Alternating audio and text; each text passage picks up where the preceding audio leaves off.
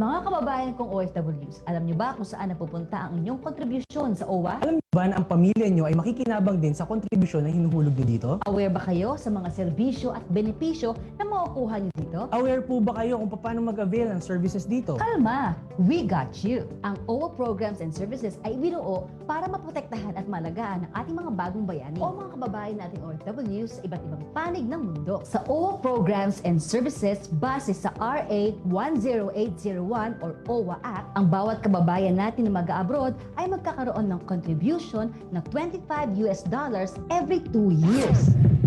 Excuse me.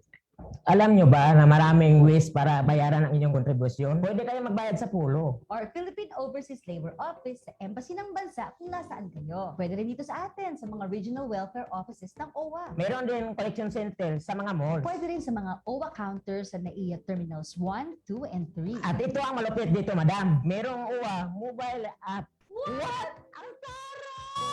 Hindi, itong mas malupit. Ayon sa Implementing Rules and Regulation ng OWA Act, Rule 4, Section 8, sa mismong oras na nagbayad ka na ng contribution, automatic covered ka na. Abay, kagalinga. Wala na. Finish na yan. OWA number 1. Teka, aware ba kayo sa mga benepisyo ng programang ito? Mahati po sa 4 ang benepisyo at serbisyo na makukuha niyo dito. Ano-ano nga ba ulit yun, madam? Number 1, social benefits. Ito po ba yung para sa mga na-aksidente nating kababayan abroad? Tama. Sakop din nito ang mga kababayan nating binawi ng buhay hanggang sa kanilang pagpapalibing o kahit sa kanilang pagpapa-ospital dahil sa isang malubhang karamdaman. Sakop din po ba dito kapag nagka-problema sila sa isang kalamidad? Oo, may makukuha silang cash benefit kapag sila ay nawalan ng trabaho dahil sa kalamidad o di kaya sa isang economic o political crisis sa bansa na kinabibilangan nila. In fairness. Number 2, ang Education and Training Assistance Program. Teka, di ba ito yung Pre-Departure Orientation Seminar o PDOS na tinatawag nila? Oo, tama ka. Ito ay libreng ibinibigay sa mga kababayan nating sigurado lang aalis ng bansa para magtrabaho. Kasama po dito ang CPDEP o Comprehensive Pre-Departure Education Program para sa ating mga household service workers. Libre po ito, di ba, madam? Libre. At pag may sumingil sa inyo dyan, itawag lang sa OWA Hotline 1348 at pagpepektusan natin yan. At ito pa, kasama dito ang Seafarers Upgrading Program para sa ating mga marino. At idagdag mo pa ang Education for Development Scholarship Program at OFW Dependent Scholarship Program. Yan po ba yung para sa mga anak at kapatid ng mga kababayan nating OFW? Kung married ang OFW, covered ang anak nilang single. Kung single ang OFW, covered ang kanilang kapatid na single. Layunin itong suportahan ang pag-aaral ng mga kapamilya ng ating mga bagong bayani. Kahit nga sa sitwasyon na sila ay pumanaw o nahatulan ng kamatayan sa ibang bansa, may matatanggap na allowance ang kanilang mga scholar dito sa Pinas. Paano naman po yung mga OFW na gusto nang bumalik dito sa Pinas at dito na lang magtrabaho? Meron tayong programa dyan kung saan sila ay mabibigyan ng technical vocational training at libreng basic computer literacy program na mga gamit nila sa paghahanap ng trabaho dito. Ito ay pwede nilang ma-avail sa anumang TESDA accredited training institution.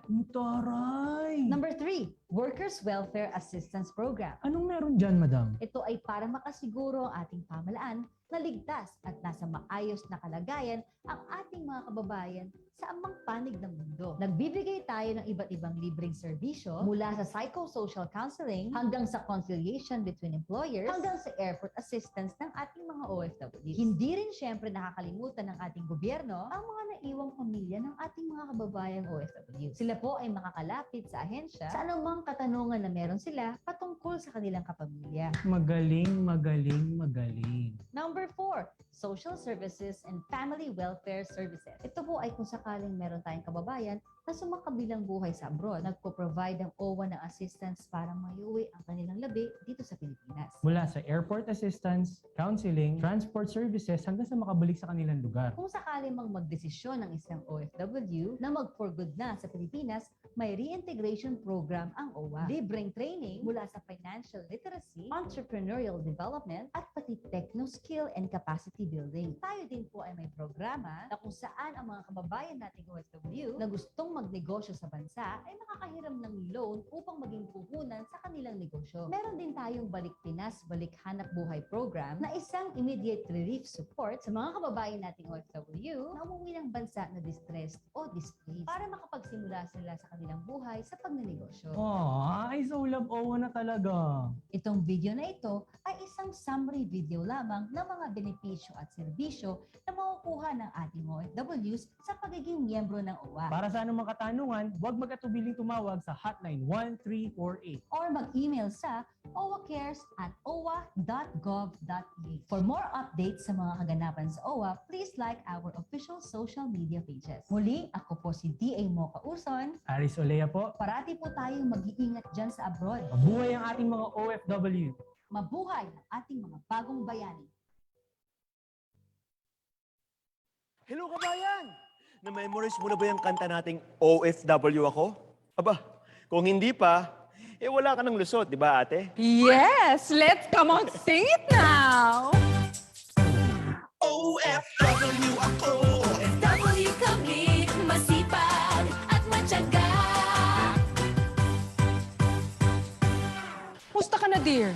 Naka-adjust ka na ba? Okay ba si Amo? Namimiss mo na bang pamilya? Sorry, dami kong tanong. Concerned lang ni Bes. Kapit lang. Remember na lang kung bakit ka nandito. Para kumita ng bonggang-bongga! Pero reminder lang po, sa buhay, walang forever! Di forever ang bonggang kita, hindi forever tayo dito. Kaya always remember, Mag-impok ngayon para sa mas magandang kinabukasan! May savings account ka na ba? Sana, di ba? Kakatip yan! paano kung wala? Pumunta ka sa branch ng isang Pilipinong bangko. O kung wala kang makita, sabihin sa pamilya nang magbukas ng account sa Pilipinas.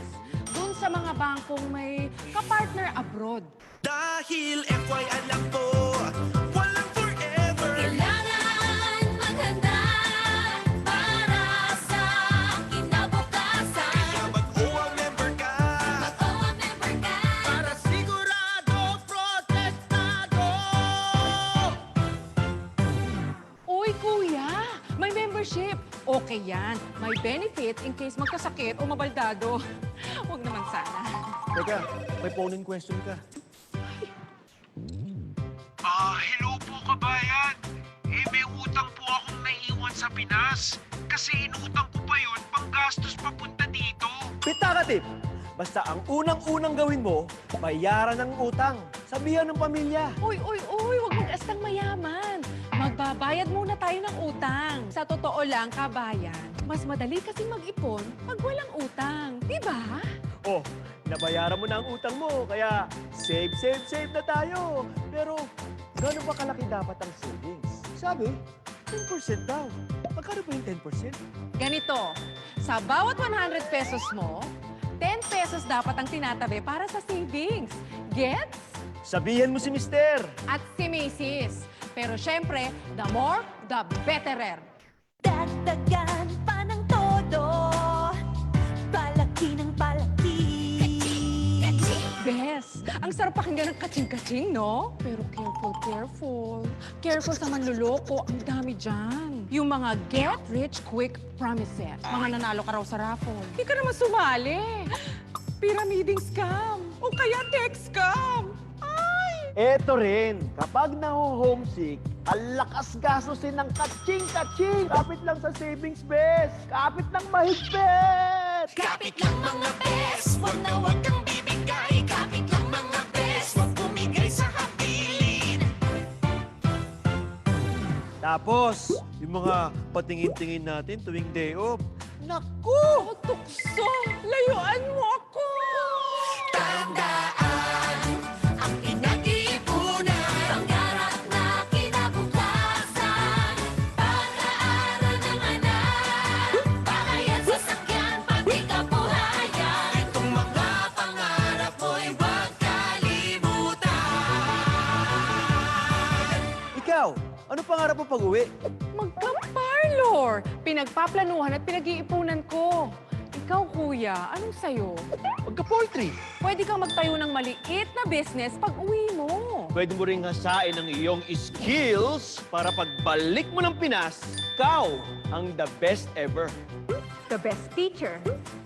The best IT. The best nurse. The best electrician. The best cook. The best mason. Basta the best ka, di mahirap makaharap ng trabaho pagbalik mo. Huwag na huwag kang bibigay, pangarap ay maaabot. Huwag na huwag kang bibigay, mga mahal mo'y naghihintay. Naghihintay.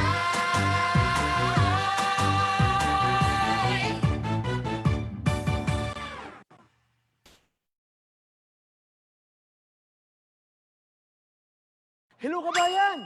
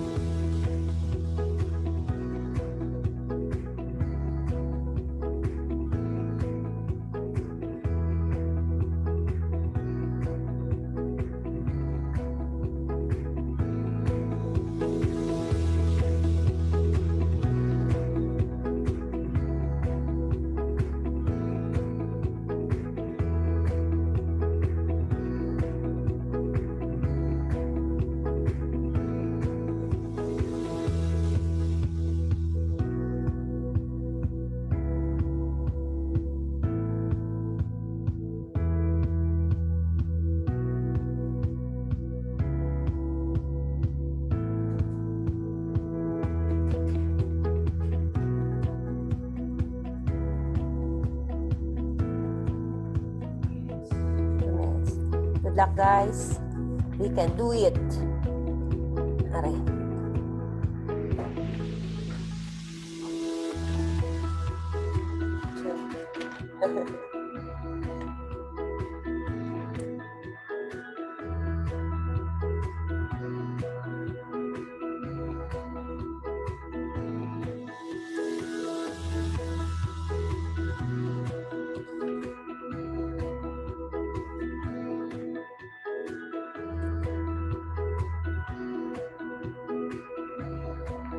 Mamaya huwag kalimutan magpa-picture tayo. Ito yung yan ng background. Yung may ganyan. Baliktad ba? Okay.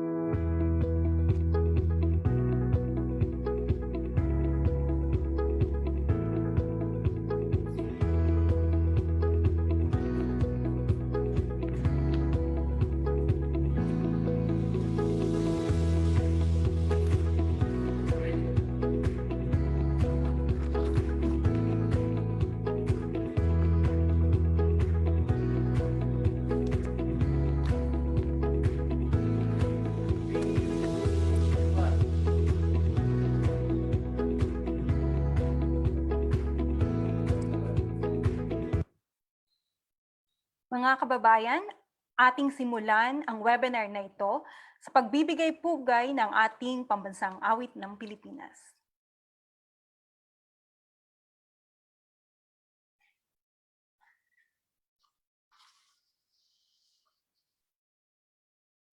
Mga kababayan, ang pambansang awit ng Pilipinas.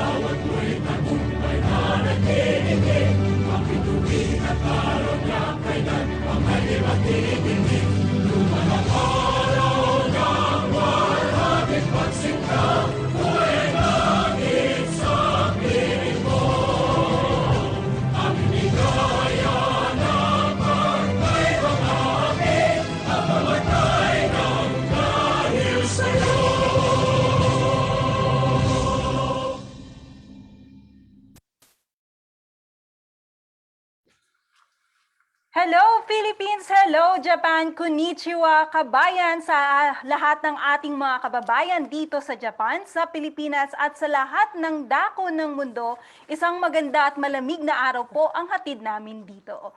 I am Lynn Caceres and joining with us our Labor Attaché of Polo Tokyo, Japan, Ma'am Marie Rose Escalada, for another episode of an online reintegration preparedness training program. Mga kabayan, kani-kanila lamang po ay inyo pong natunghayan ang ating pong national anthem. Yan po ay hatid sa inyo ng Philippine Overseas Labor Office dito po sa Tokyo, Japan. Kasama po yung ating mga participating OFWs po. Yan. Ang gandaling. It's an in-house program, project of the Philippine Overseas Labor Office in Tokyo, Japan, na napakaganda. Okay, tama po yun, Love at Rose. Kaya po sa ating mga kababayan at mga OFWs, agencies and employers na nakilahok po sa atin para ma-realize yung ating hong national anthem ABP. Maraming pong salamat. Mga kababayan, excited na po ba kayo sa isang episode ng ating online reintegration preparedness training? At sa hapong ito po ay isang part 2 ng ating psychosocial training. Nang una po ay naganap noong September 26 para po sa ating basic coping skills. At ngayong hapon naman po ay ating training naman patungkol sa trainer's training on psychosocial counseling. Sa ating mga kababayan, para malaman ho namin kung nasaan po ang inyong lokasyon sa hapong ito, inaanyayahan po natin ang lahat ng ating mga Zoom participants at ating mga Facebook Live viewers na tumungo po sa ating hong menti.com. Muli po, inaanyayahan po natin lahat na please go to www.menti.com. Inuulit ko po, menti.com and use the code 88581889. Inuulit ko po, please go to www.menti.com and use the code 88581889. At yan po, at para ho malaman ho natin kung nasaan po ang ating mga participants sa hapong ito. At sa ating ho mga Facebook Live viewers, pwede ho kayong pumunta sa menti.com or pwede nyo rin ho in-chat ang inyong lokasyon sa hapong ito. Ayan, meron ho tayong mga participants coming from Tokyo dito ho sa Facebook natin. Hi dyan sa ating mga Facebook Live viewers. Okay, sa ating namang mga Zoom participants watching. Okay, Darren from Fukushima City for our Facebook Live viewers. And of course, Labat From Nishi Azabu. From Fukuoka, Japan. From Okay. Kabuyao City, Laguna. And from Cavite. Thank you very much for joining us this afternoon. And we also have here from Cavite also, from Bataan, from Fukushima City, and from Tokyo. Negros Oriental. Thank you very much. And from Manila. Ayan po. Yung ating mga kababayan dito ho sa hapong ito, hindi lamang po siya, ang training na ito ay para ho sa ating mga kababayan dito sa Japan, kundi sa lahat ng ating kababayan, special sa ating kababayang OFWs sa Pilipinas na nakauwi ho or nagbabakasyon, o sa lahat ho ng ating kababayan sa anumang panig ng mundo. At sa muli po, mula ho dito ho sa Polo, Tokyo, Japan, maraming pong salamat sa pagtutok sa amin sa hapong ito. At para simulan po natin ang ating webinar sa hapong ito, bigyan po natin na masigabong palapakan ang ating Labor Attaché, Ma'am Marirosie Escalada of Polo, Tokyo, Japan, para sa kanyang mensahe. Salamat, Ling.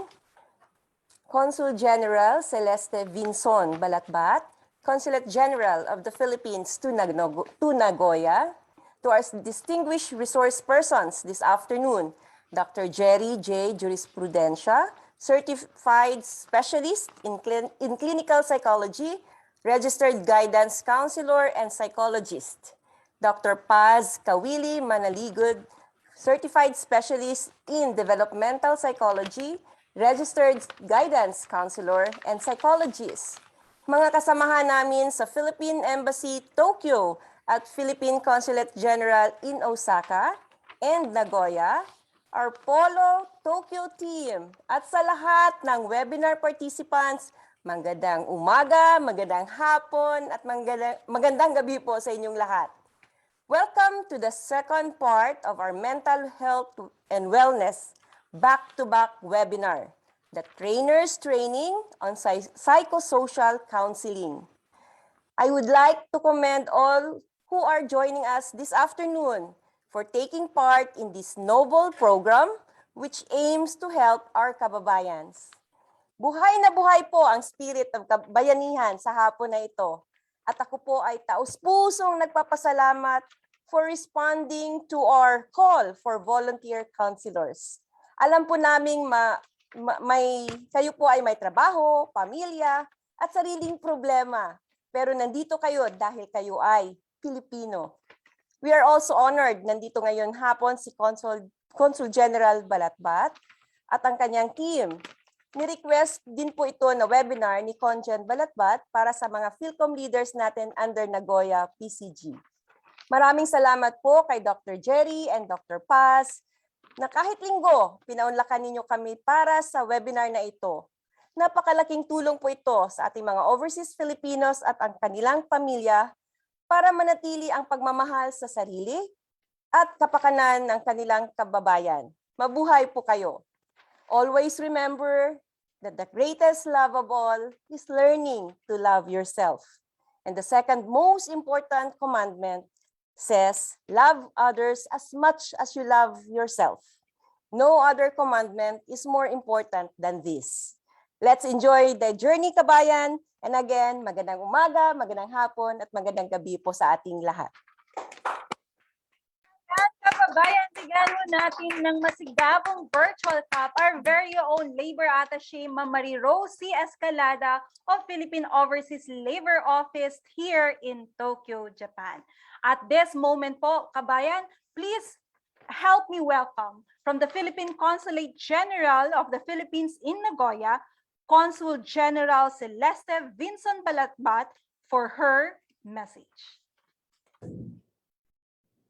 His Excellency Jose C. Laurel V, Ambassador of the Philippines to Japan, Ms. Marie Rose Escalada, PhD, our Labor Attaché at Polo, Tokyo, Attorney Barwin Scott P. Villordon, Assistant Labor Attaché at Polo, Tokyo, Ms. Amy Crisostomo, Welfare Officer at Polo, Tokyo, our two resource persons, both of whom are registered guidance counselors and psychologists, Dr. Jerry J. Jurisprudencia, a certified specialist in clinical psychology, and Dr. Paz Agkawili Manaligon, a certified specialist in development psychology.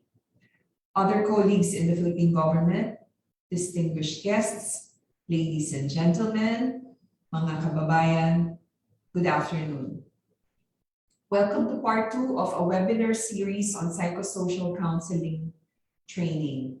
Part 1, entitled Coping Skills Training for a Better Life, focused on self-care, how to identify stress, cope with it, and develop one's resilience. Part 2 will equip you with basic psychological counseling skills to be able to assist our fellow Filipinos. I would like to commend and thank the Philippine Overseas Labor Office in Tokyo for facilitating webinars that address the psychosocial needs and mental wellness of our overseas Filipinos, and for taking this even one step further, that is, to help create a team and network of peer psychological counselors. The philosophy is very sound, that we manage and develop our inner strength and resilience first, so we can be empowered to assist and be of greater service to others. I am in many ways like you. I am an overseas Filipino. I'm here in Japan. My husband, who's also a diplomat, is in Lebanon. And our daughter, until recently, was in Manila, but she's visiting me here in Japan now. When I came here, I had to adjust to being alone, learn how to stretch my patience and understanding toward my family, be able to provide guidance and support even from afar, find ways to keep our family ties strong despite the distance. I have definitely benefited from a strong support system, not just from my family based overseas, but also from my colleagues here and the people I have met here in Japan. I know that in due time, you will also be part of a strong support system for other Filipinos through your ability to develop your psychological counseling skills. I wish you well in your journey toward developing empathy, lending support, and offering yourself to help Filipinos who are lost to find their way. In the words of Winston Churchill, we make a living by what we get. We make a life by what we give. Marami pong salamat at magandang hapon sa inyong lahat. Salamat po. Let's give a virtual clap to our very own Consul General Celeste Vinson Balatbat, Consulate General of the Philippines in Nagoya. Ayan po. Kabayan, excited na po ba kayo sa hapong ito? Ukol sa ating talakayan on trainers training on psychosocial counseling. This is the part 2 of our psychosocial counseling training. At bago ho tayo magpatuloy sa ating webinar, pinapaalahanan po natin ang lahat ng ating mga Zoom participants at Facebook Live viewers upang pong maging successful ang ating pagkandak ng webinar na ito. At meron po tayong mga house rules. At ang mga house rules na ito ay unang-una po inaanyayahan po lahat ng ating mga kababayan na mag-log on po sa ating Zoom account, Zoom platform, at least 15 minutes before the scheduled time. At ang training na ito po ay stream live sa ating pong official Polo Tokyo official Facebook fan page na Polo Das OWA Tokyo. Kaya ano pang hinihintay natin sa ating mga kababayan? Paki-follow po ang ating official Facebook fan page na ito at paki-share ho sa ating mga kababayan, kaibigan at mga kakilala upang higit na mas maraming matulungan ang ating training na ito. Please, for the whole duration of our training, turn off your microphone unless you are asked to respond. Listen attentively to give respect to speakers. And of course, sa ating mga kababayan, and aside from that, inquiries and clarification will only be entertained by the speakers during the open forum. For any concerns and inquiries, use the chat box or Q&A for Zoom participants, while for our Facebook fan page viewers, use the comment section. Wait until you are recognized and the facilitator will attend to you. And of course, at the end of this training po, keep in mind as you listen to speaker, respect co-attendees and participants. After this webinar po, we are encouraging everyone to answer the post-training evaluation within 2 weeks after the end of the online training, and wait for the issuance of your e-certificate at your registered email. At mamaya-maya po, during our closing program, we will give you the QR code and the link for our post-training evaluation. Ayan po, kabayan. So muli po kabayan, handa na ba kayo para sa ating part 2 ng psychosocial counseling training? Kung handa na kayo, ayan, sa ating mga Facebook Live viewers, pakipusuan naman po yung ating pong post sa hapong ito. At sa ating mga Zoom participants, paki-say yes. Ayan. Kung handang-handa na, paki-like and say yes. Ayan. Marami ng handang-handa na. At para simulan po ang ating unang talakayan para sa ating trainers training on psychosocial counseling, we will have our very own Assistant Labor Attaché of Polo Tokyo, Japan, Attorney Barwin Scott P. Villardon, to introduce our first speaker. Yes, hello, good afternoon. Magandang hapon po sa lahat. Magandang hapon po sa ating nagagandahang Labor Attaché at kay Ma'am Ling. At sa ating pong Conjen sa Nagoya, si Conjen Balatbat. At sa ating lahat po ng mga kababayan na Pilipino all around the world, especially here in Japan. So for our first speaker po this afternoon, he earned his PhD in clinical psychology from the Ateneo de Manila University.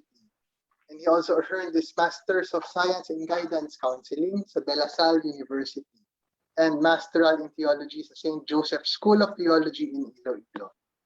He was the former chairperson of the Department of Psychology in Miriam College, and he currently teaches undergraduate and graduate courses at the Department of Psychology sa College of Arts and Sciences as well as graduate courses in the College of Education in Miriam College. Siya rin po ay isang visiting professor of psychology at the Graduate School of the College of Humanities sa SLU, St. Louis University. As a practicing clinical psychologist po, he does individual and group play therapy with children, counseling, and also he conducts seminar workshops, team building seminars, and other group dynamics. So siya rin po has gone around the country as a resource speaker on parenting, stress management, classroom management, as well as abusive relationships. Okay po. So he also conducts in-service spreading knowledge through he also conducts in seminar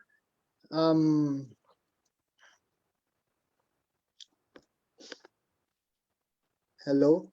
Yes po.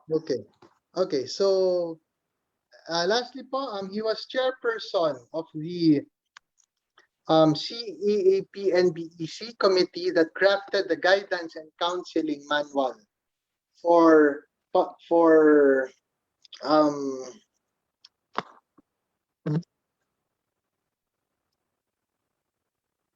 Catholic Educational Association of the Philippines Member School.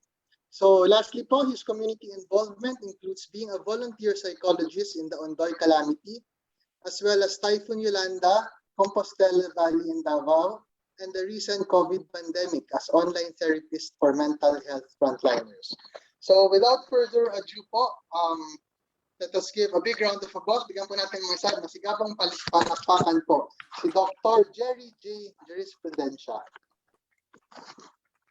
Okay, just to check, Ms. Ling, am I coming in clear? Yes po, loud and clear, Dr. Chen. Okay, thank you. That will always be very assuring. Thank you, Attorney Barwin Villardon, for that generous introduction. Siguro malaki ang ating pasasalamat sa initiative ng Polo Tokyo, headed by our Polo officer, Ma'am Marie Rose Escalada, and supported by her team, no? Miss Ling, Miss Ami, and the rest, for thinking of this activity on behalf of our Filipino OFWs, especially those residing in Japan. And ang nakakaganda dito kasi it's not just the OFWs in Japan who is benefiting from this activity, but even the other OFWs coming from all over the world, no? And much more those who are back now in the Philippines. At pinapasalamatan natin ang ating mahal na Consul General, si Celeste Palatpat, for also supporting this activity of Polo Tokyo. Okay, so at una sa lahat, pinapasalamatan ko rin ang ating mga kababayan na sa kabila ng kanilang rest day ngayon, no? Usually alam natin pag linggo yan, kwan Labada Day. Okay, naglalaba na ang mga kababayan natin, and yet they opted, no, they preferred to join us and learn from this activity. So siguro anong kaibahan ng atin pag-uusapan this afternoon compared sa last September 26? Last September 26, we focus on how to take good care of oneself, na coping. Ngayon naman, pag-uusapan natin how to be a crisis helper.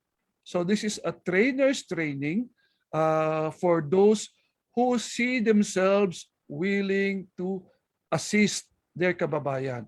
Maganda itong ideya ng ating Polo Tokyo kasi alam natin na kulang tayo ng mga professionals, no, na psychologists and licensed guidance counselors. So sa training na ito, at least kayo mismo makatulong even if you are not licensed, but then with the knowledge and the skills that you will be learning this afternoon, magagamit ito ng ating mga kababayan sa Polo Tokyo at yung may mga planong kababayan natin na tulungan ang kapwa nila kahit na hindi sila tatrabaho sa embassy. So wherever you will be, this is good for everybody. Okay, because the training will not simply be for Polo Tokyo alone, because crisis can happen anywhere. So how prepared can one be? No? So ito ngayon ang ating pag-uusapan. So okay, without further ado, may I ask our technician to please show this slide, please.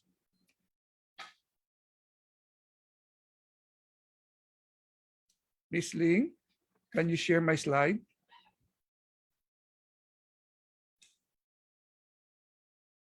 Bago lumabas ang slide, I just would like to request everybody, especially those who are attending, to please get a paper and pencil, kasi may konti tayong check, no, test to find out how far are you familiar with mental health. No? Mabuti yan na alam natin para wala tayong turuan. Nobody will blame anybody. No? But as ourselves, how do I know about this topic this afternoon? Okay. So this is for all crisis helpers. So crisis can happen in the Philippines, can happen in Tokyo, can happen in Lebanon, can happen in any part of the country of the Philippines, etc. So the skills will be very, very handy. You may not be a licensed psychologist or a guidance counselor, but you can still make use of this. No, you can use this even for your family. Okay, and not only for the organization.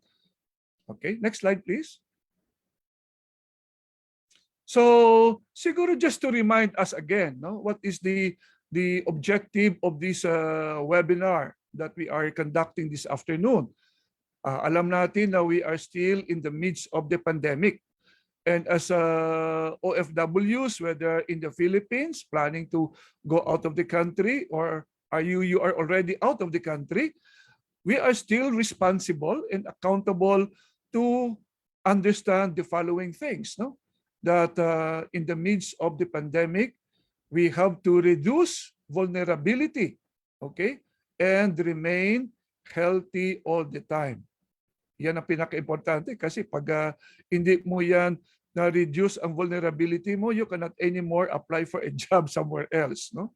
Or if you are still outside, you cannot come back, no, because of this.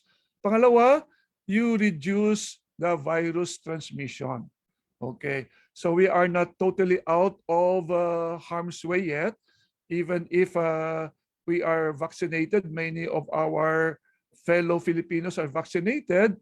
I think this is not a problem anymore to Filipinos outside of the Philippines. I don't know if this is not a problem in Japan, but in the Philippines, we haven't arrived or reached yet the 70%, no, immunity, because not everybody is vaccinated. So kaya we are still responsible, that conscious and observe that we are not the cause of the virus transmission.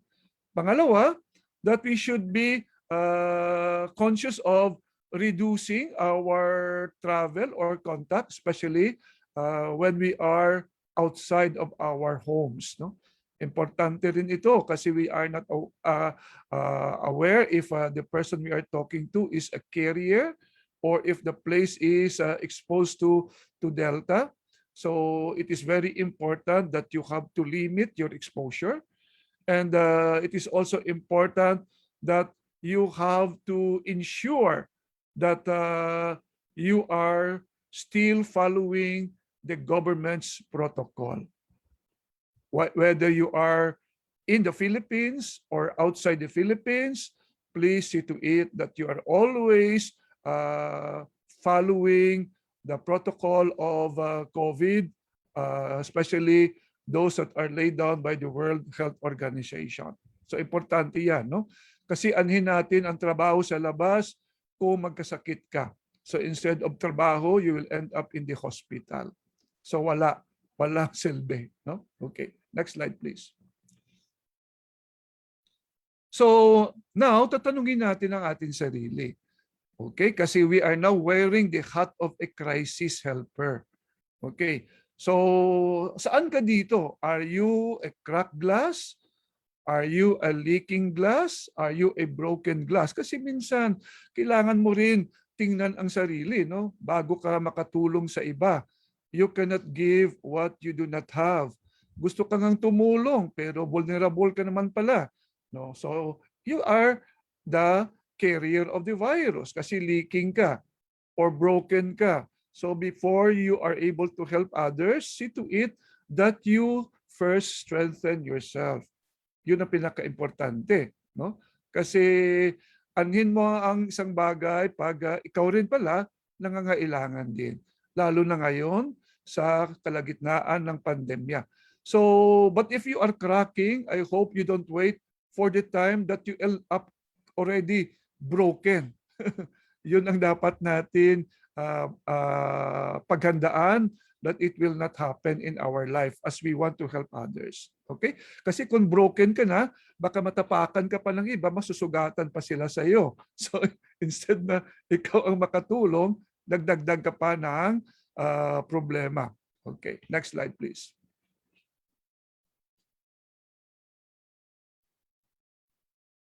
Next slide, Ms. Ling.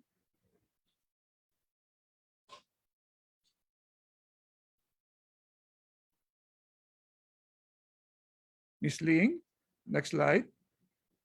Okay, so ito ngayon ang atin kunting examine. No? Maikli lang ito, 1 to 10 lang. Okay, you don't have to copy the items. Ang isulat yun lang sa sagot nyo, letter A, letter B, or letter C. Yun lang. Okay, so pagbasa nyo sa item, Ms. Ling will give us 40 seconds. Ms. Ling, please time. Pag 40 seconds, Ms. Ling will move the slide to the next. Okay? Are you ready? So again, just choose what letter. If the answer is A for you, no, true, false, or you do not know. Okay? Ms. Ling, next slide, please. Okay, our test starts now. Okay. Ms. Ling, 40 seconds. Give us the time.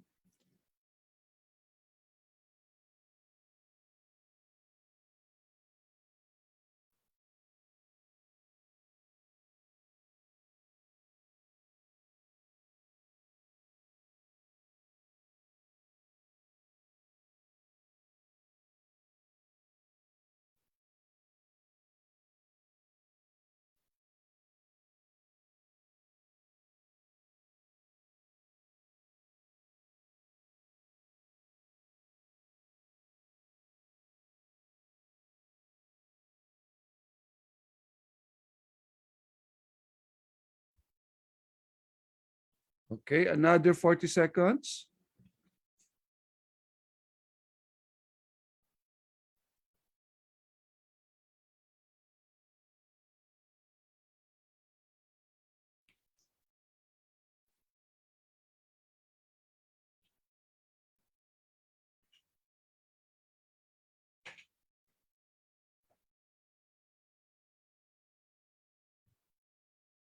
So titingnan natin kung ano ang kasagutan sa 10 tanong. Letter A, letter B, or letter C.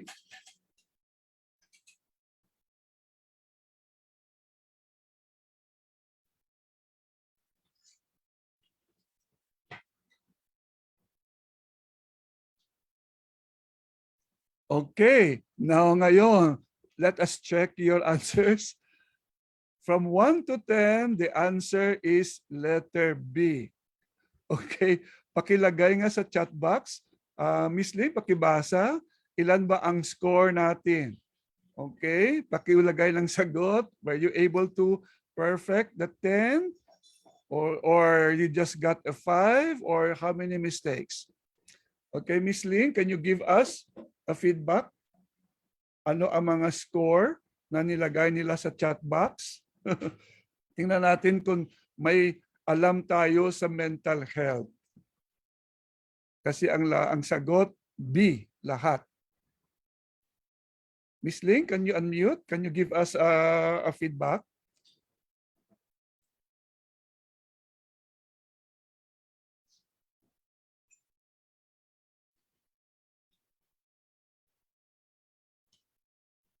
Okay, meron na ba mga feedback?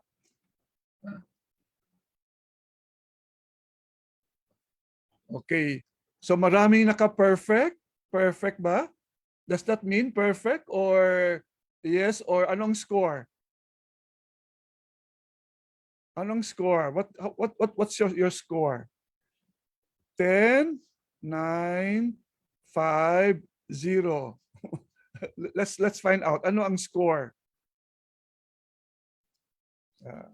Okay. Don't be shy. It's okay na to know, no? Kasi at least aware tayo na there are still many things we do not know about mental health. Okay. Miss Ling, anong score mo? Were you able to answer? Sorry, Miss Ling. Sir Je, this pass. So yeah, so we have scores like all may mga 10, may mga Wow. 7, may 6, may Okay. 9. I think more or less that's their score. Very good. So at Yeah. least hindi naman lahat na walang alam, no? So in other words, it gives us the idea that you are really conscious of mental health.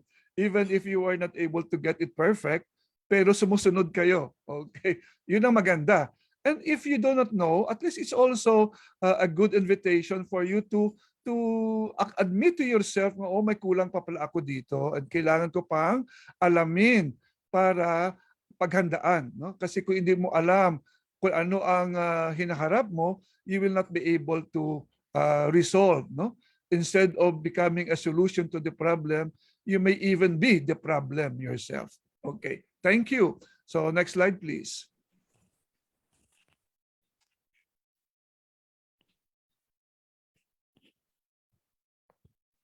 So ito ngayon ang katanungan. So ikaw yung sa gitna bilang a crisis helper. So this person can either be the people working in Polo, Tokyo, or any part of Japan, especially our people in the embassy. So how can I help, no? My fellow kababayan, even if I may not be a licensed a mental health professional, but at least I know what is expected from me, no? So makatulong pa rin ako. Or if you are in an organization, how can I assist and help? So una, alam mo ba ang boundary mo, no? Kasi minsan you can only help if you know your boundary. Okay? So your boundary can either be physical, it can be emotional, it can be social, so it can be psychological. So may boundary tayo, no? So ngayon medyo physical kasi in as much as we want to interact, we are forced physically not to do so. Pero it does not stop us from connecting socially. Kasi we are social beings by nature. So importante na sa kabila na we are not able to see our relatives, katulad sa sinabi ni Consul General Palatpat, no? Dito sa Japan, pero ang husband niya sa Lebanon o ang anak niya sa Manila, it should not stop you from connecting with your loved ones. Kasi that can even be the solution to ease up some of the stresses that you will be facing with. Kasi what is stress? Stress is any change that we encounter. So a change can be physical. So katulad ngayon. So because we cannot go out, marami ang nabuburyong, no? Marami sa mga bata natin ngayon, mga anak natin, ang gustong lumabas kahit na alam nila delikado kasi stress na sila. Okay? Or iba, emotional. They want to visit their loved ones na matay na, hindi pa nila makita. So that gives them stress. So that's emotional stress. And psychological, hindi mo alam kung may trabaho ka pa ba bukas, kung may pera ka pa bang pangbili ng ulam para sa mga anak mo. So what is your boundary? And then you ask yourself, am I still living in the present? Kasi baka I am caught up in the past. I cannot move on. Kasi doon pa rin ako sa nakaraan. Or I am too advanced in the future, nakalimutan kong sarili ko ngayon sa present that I have to take care of it, no?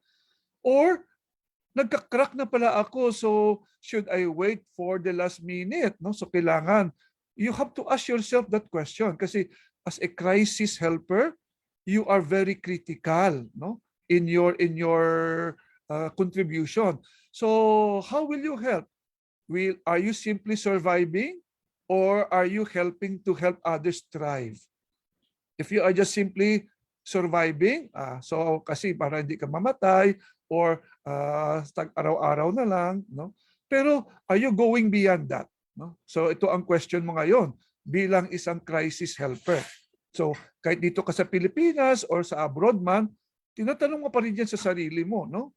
Ano ang magawa ko para maging effective pa rin ako as a crisis helper. Next slide, please. So, what is the importance of mental health, psychosocial support? Okay. When it comes to health, tatlo ito ang kanyang goal, no? Bakit pinag-uusapan natin ngayon ng MHPSS bilang isang crisis helper? Una, as a crisis helper, you are promoting recovery. Okay, so kung tumatawag yung mga kababayan natin sa telepono, kung sa embassy ka, so paano mo sila matulungan, maka-recover sila? Are they experiencing a financial problem? Are they experiencing a relational problem? Are they experiencing social connection problem? So how will you promote recovery? Or are your kababayan deteriorating? Okay, so paano ko siya matulungan? Halimbawa, kung sa bahay ka lang, remember the Philippines is visited by 30 typhoons a year. So even if you are not out of the country, no? Ano ang magawa mo para ikaw mismo hindi ka rin mag-deteriorate? Kasi kung ikaw unang nag-deteriorate as a crisis helper, then hindi ka na makatulong, no? And how will you preserve life? Ito ang pinaka-importante bilang isang crisis helper. We want to preserve life ng ating kababayan. Kasi minsan, ang mga kababayan natin, they feel na they have nobody to go to or to talk with. So minsan, akala nila nag-isa na lang sila. So kailangan, if you are the only lifeline sa embassy, then how will you preserve life of your kababayan? Or if you are in the Philippines, how will you preserve life of your family members or of your neighbors or of your relatives? See? So very important ang MHPSS when it comes to health. Next slide, please. Now, I want to reiterate again. We talk about this. I discussed this last webinar. We are still using the World Health Organization framework. Okay? Huwag niyong kaligtaan, huwag niyong kalimutan. Ang wellness is another term for mental health. Is another term for well-being. At ang well-being or mental health has many dimensions. Ilagay palagi yan sa ating utak. Hindi lang ito that you are not sick.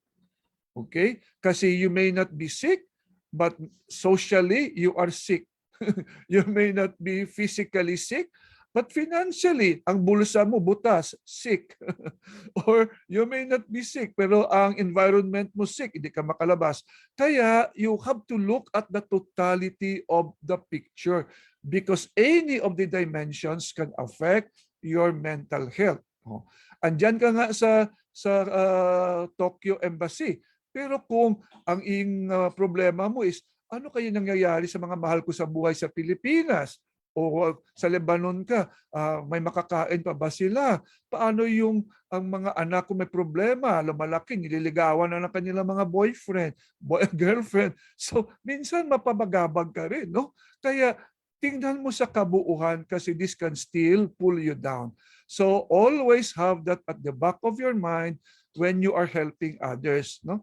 Kasi it is a wellness wheel. That's our framework when we are using MHPSS. Next slide, please. Okay, ito ngayon ang katanungan. So bilang isang crisis helper, are you simply contented na ang mga kinakausap mo hindi nagkakasakit? Zero. Yun lang ba ang goal mo? Or see to it na they don't develop their weaknesses? Yun lang ba ang goal mo? Or do you want that they flourish? Do you want that they become happy? Do you want that they become meaningful in their work? So tingnan mo, no? Our goal as a crisis helper. Are you simply fixed in thinking about not getting sick? Or are you thinking of your kababayan as, oh, even if they are far from home, they are still flourishing. Even if they are far from home, they are thriving. Even if we cannot work outside of the country, we are still happy as a family. Yun ang isipin natin. Ha? Hindi lang na hindi ka nagkasakit. So zero lang, sa gitna ka. Pero remember, mental health is a continuum. So saan direction ka patungo? Sa kanan o sa kaliwa? No? So tandaan natin, ang ating puso ay sa kaliwa. The heart is always in the left, but the heart is always right. Pag anong naramdaman ng puso. No? So it may be in the left physically, but what it feels may be telling us something. Okay? Next slide, please. Okay. So, ano ang ibig sa mga letra na MHPSS? I want you to remember, ha? Kasi minsan, nadadaanan natin ito, we simply tend to assume, pero minsan, nakakalimutan natin. Ang dalawang unang litra sa MHPSS stands for Mental Health Framework. Okay? WHO. Tandaan nyo yan. Bilang a crisis helper. Pag sinabi mo MHPSS, the first two letters stands for the World Framework, WHO framework. Now, ang pangalawang dalawang letra, ang PS, these are factors that can affect your mental health, although there are many that we mentioned. But the most dominant ones that can right away pull us down will be, the first P is psychological factor, and the second letter S is social factor. So ano ang P, ang psychological factor? This can refer to your kababayan's thinking, feeling, and behavior. Or this can also refer to your own, bilang isang crisis helper. How am I thinking right now? How am I feeling right now? How am I behaving right now? So hindi lang ito sa mga kababayan, kung titingnan ko rin sarili ko kasi I am a crisis helper. Yun ang aking hat ngayon. That is the role that I am wearing this time. No? Whether you are in the embassy or whether you are in any parts of the world. So, social factor. Ano naman ang nakaapekto sa thinking mo, sa feeling mo, at sa behavior? Usually, these are the environment. Saan ka ba ngayon? Labas ng bansa o sa loob ng bansa? Okay. Mabahain ba sa inyo? Or malayo ka ba sa mga kaibigan mo? Are you with your family or away from your family? Kumusta ang community? Okay, may trabaho ka nga. Malayo ka naman sa mga kababayan mo. Ikaw lang mag-isa doon. You are surrounded by the Japanese. Wala kang kausap. Sinong kausap mo? Poste. Sinong kausap mo? No? Sarili mo. Kasi you are cut off. Or your culture. Gusto mo man makipaghalubilo, hindi mo maintindihan ang kanilang ginagawa. No? So, mahilig ka sa sabaw. Sila naman sushi. Kaya problema. No? At mahal pa. So, anong last nga letra S? S stands for support. This is the psychological support. And this is science-based, evidence-based that we do to help not only ourselves, but even our kababayan. So we are using scientific approach to assist, to help, and to facilitate recovery, reduce deterioration, and preserve life. Okay? So very important yan. Whether you are at home or outside of the country. By the way, I want to correct the below the PSW to OT, that is 20,003 ha. So may nagkula lang ng isang zero. So ang source is 2003. Next slide please. So what is the definition ng MHPSS? So it is defined as a local or an outside support. Ibig sabihin, ikaw mismo bilang crisis helper, makatulong ka na individually. Or you can work together with a community, or you can work together with the LGU.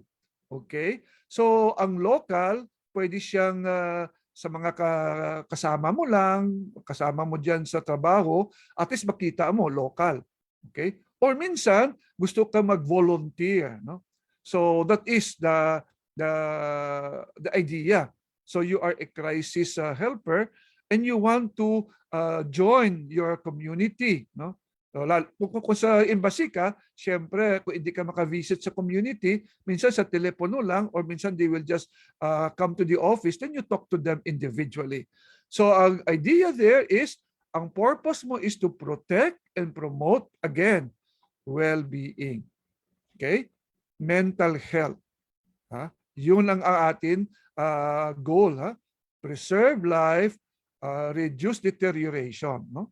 Ang kuha natin. Okay? Next slide, please. Now, sino ang nangangailangan ng MHPSS? Okay, minsan matanong mo sa sarili, gusto ko nga maging crisis helper. Pero paano ko naman sino nga hanapin ko na kliyente? Okay. Now, MHPSS is a psychological approach that can be used any crisis. It can be a humanitarian crisis. Halimbawa, yun nangyari sa atin recently sang typhoon, no? Binaha sa lugar nyo o binaha sa area nyo. So, as an individual, paano ka makatulong sa neighbor mo, sa kapitbahay, o paano ka mag-volunteer sa LGU, sa local government? Okay? Or if you want, no? Paano ka as a community? So magtutulong ka rin. Gusto mo makatulong ka sa mga kasama mo, kapwa mo. So you join forces. Kasi ang idea ni there is, it can be local as long as there is an emergency. Okay? Ano ang emergency dito na pinag-uusapan natin? It can be natural disaster. So alam natin, as I have said, may volcanic disaster tayo dito sa Pilipinas, may natural disaster na mga bagyo. Mayroon pang natawag na man-made disaster, minsan gawa-gawa ng tao, no? Problema din 'yan, no? Pag hindi tayo lalo na ngayon pag sa eleksyon, nagpatayo ka diyan ng maraming mga sagabal na mga karatula, naging sagabal pa sa marakaramihan na okay, nagkasakit pa sa ibang tao. So that can be man-made. Okay?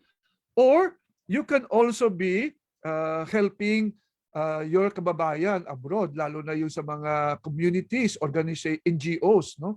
Paano nyo tulungan yung mga kababayan natin na minsan tumatakas kasi wala silang mapuntahan. So kayo lang sa simbahan ang puntahan nila, or kayo lang ang recognized na accredited organization ng Tokyo, Polo Tokyo. So paano kayo makatulong sa kanila, no?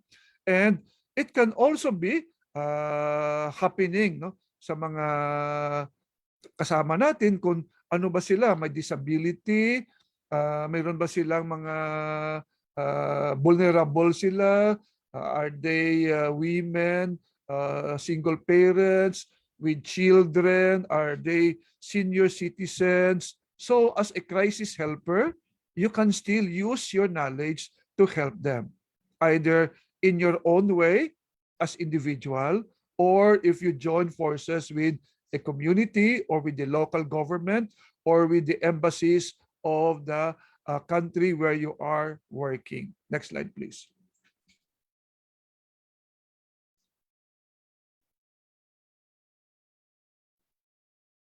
Okay.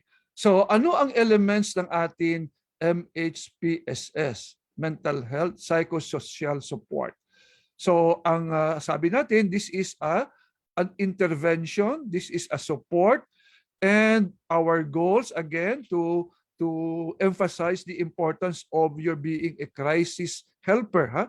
You ensure safety, na ang kasama mo sa trabaho, safe siya kung binubugbog siya ng kanyang boss or sinasaktan siya ng kanyang mga kasamahan na Pilipino rin. So paano mo siya matulungan? Or naputol siya sa kanyang mga kasamahan, nawala siya, mag-isa lang siya sa foreign country, or naputol siya sa kanyang mga loved ones sa Pilipinas, or naputol siya mismo, napalayo siya sa mga mahal niya sa buhay because of baha or landslide in your own local setting, or paano mo siya mapakalma ang kaibigan mo na yan. See, kailangan ikaw, ang presensya mo should be a presence of assurance na everything will be okay because you are there to help. Okay? So you enhance, you encourage the person to help herself or to help himself, or you assist her or him na may darating na tulong kaya hindi siya dapat mag-give up. And you are there, no? So you are there to maintain hope. Lalo na, halimbawa, sa mga car accident o in the road, mag-isa ka. So how will you help? You are still a crisis helper in that moment. Next slide, please. So, ngayon, again, no, tatanungin mo uli ang sarili mo as a crisis helper. No? Are you looking at the external stressor or are you looking at the internal stressor? Which of the stressors are affecting my friend or my kababayan? Galing ba yan sa kanyang pag-iisip? Galing ba yan sa kanyang naramdaman? O galing yan sa kanyang paligid? No? Napuno na sila ng lahar o na-cut off sila o wala silang makakain. So external stressor yan. So ang tanong mo ngayon bilang isang crisis helper, what will I use? Will I use PFA or MHFA? Okay, ano yung PFA? Ano ang MHFA? So titingnan natin yan. Next slide, please. Now, so when to use PFA or psychological first aid, or when to use mental health first aid, no? Tingnan nyo yan. Depende yan sa perspektibo mo bilang crisis helper. Saan ka ba nakatingin ngayon kung tinitingnan mo ang kababayan mo na tinutulungan mo o ang pamilya mo? Depende yan sa perspektibo kung saan ka nakatayo. No? Kung ang paningin mo, ang kababayan mo is letter 6, so ang sasabihin mo letter 6. Pero kung sa kabila ka naman, tama rin siya. Kasi ang paningin niya sa kababayan niya is letter number 9. So, saan ba dito ang tama kung ikaw isang crisis helper? O sa tingin mo sa sarili mo? So, kailan ko gagamitin ang aking PFA, Psychological First Aid, or kailan ko gagamitin ang aking Mental Health First Aid? Natandaan nyo FA, First Aid. Hindi ikaw ang last aid. Hindi ikaw ang last line of defense. Ikaw lang yung first line of defense na bago lumala ang kaibigan mo, bago lumala ang kababayan mo, at least may maibigay ka para he or she will not deteriorate. So kung malayo siya sa pamilya niya, nakita mo na wala siyang makausap, anong may tulong ng embahada? Okay, kailangan niya lang pala makausap. Bigyan kita ng SIM para makausap mo ang mahal mo. O dito sa embassy, punta ka. No, ari ang telepono o kausapin mo yung mahal mo sa buhay. So, you are thinking, no? So, which of the principles will I be using? Kasi hindi pwedeng lahat gamitin mo, because baka you will be doing more harm than good to your kababayan or even to yourself. Ang principle ng MHPSS is do no harm.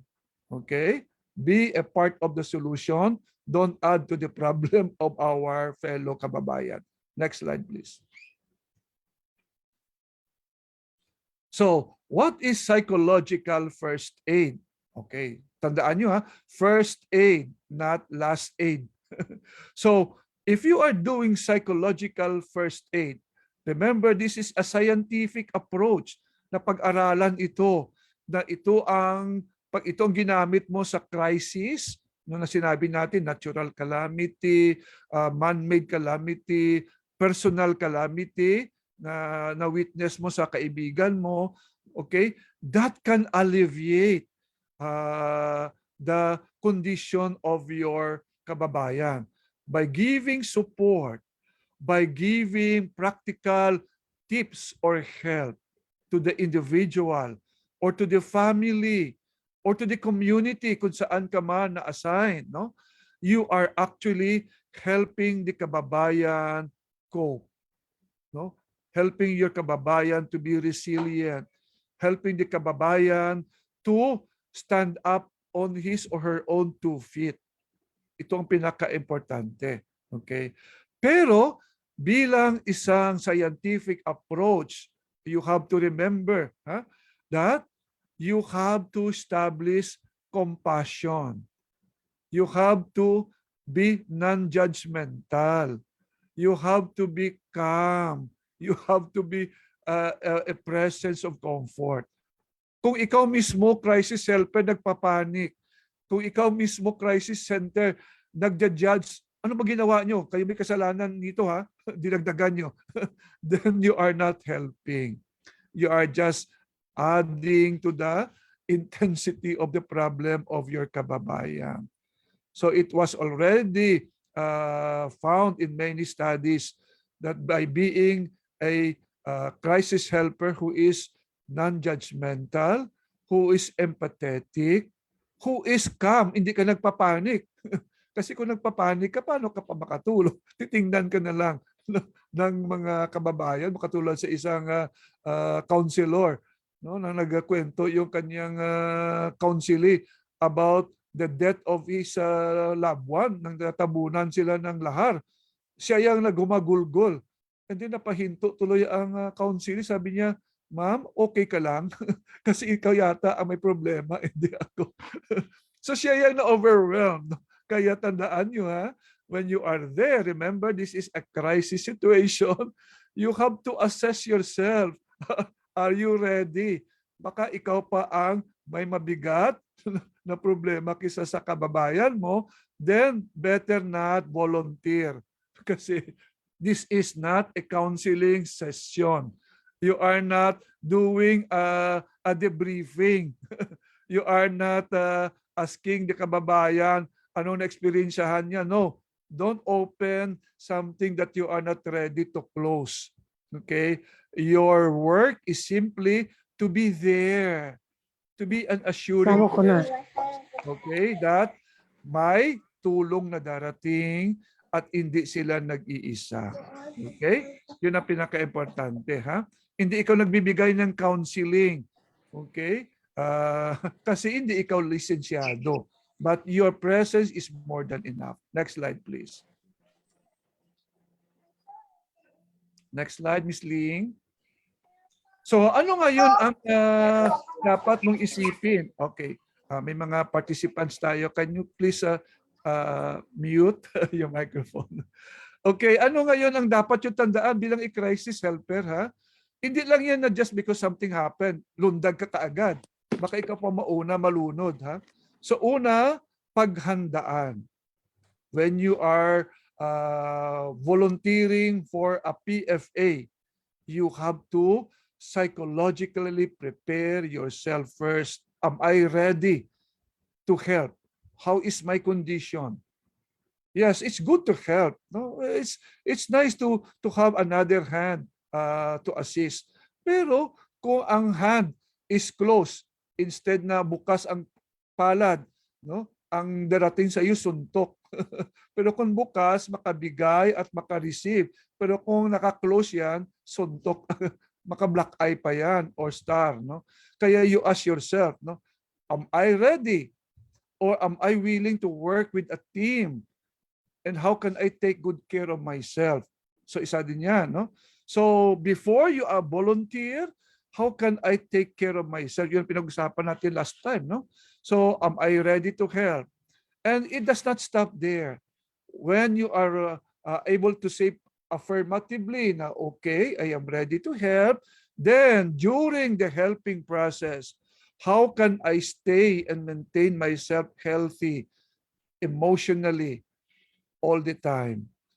Kasi hindi lang yan na ready ka. Pag nandoon ka na sa crisis, nakita mo na ang mga tinutulungan mo, mga black eye ang kanilang mukha, walang damit, bugbog sarado, nasunugan. Okay? Ikaw mismo mawindang ka rin. So, you have to be ready when you are facing your kababayan or facing people you are helping. And then, how can you also help other crisis helpers, no? Or ikaw lang bang dapat tulungan? Instead na tutulong kayo sa iba, ikaw pang inuna ng mga kaibigan mo na tulungan, no? And then also, after, how do you sustain your self-care? Kasi hindi lang yan before, but you have also to check during and after. Kailangan mo rin ng pahinga. Ano natutunan ko dito? Ano bang dapat kong lesson sa akin, no? Na hindi dapat ulitin para sa susunod, this will not happen again. Kasi if we never learn from our mistakes in the past, then we are bound to repeat the same mistakes again. Okay, so importante yan, no? So kung exposed ka, nag-aaral ka rin, you are also learning in the process. Okay? Next slide, please. Now, ano ang mga tandaan na isang crisis helper, no, as a PFA provider?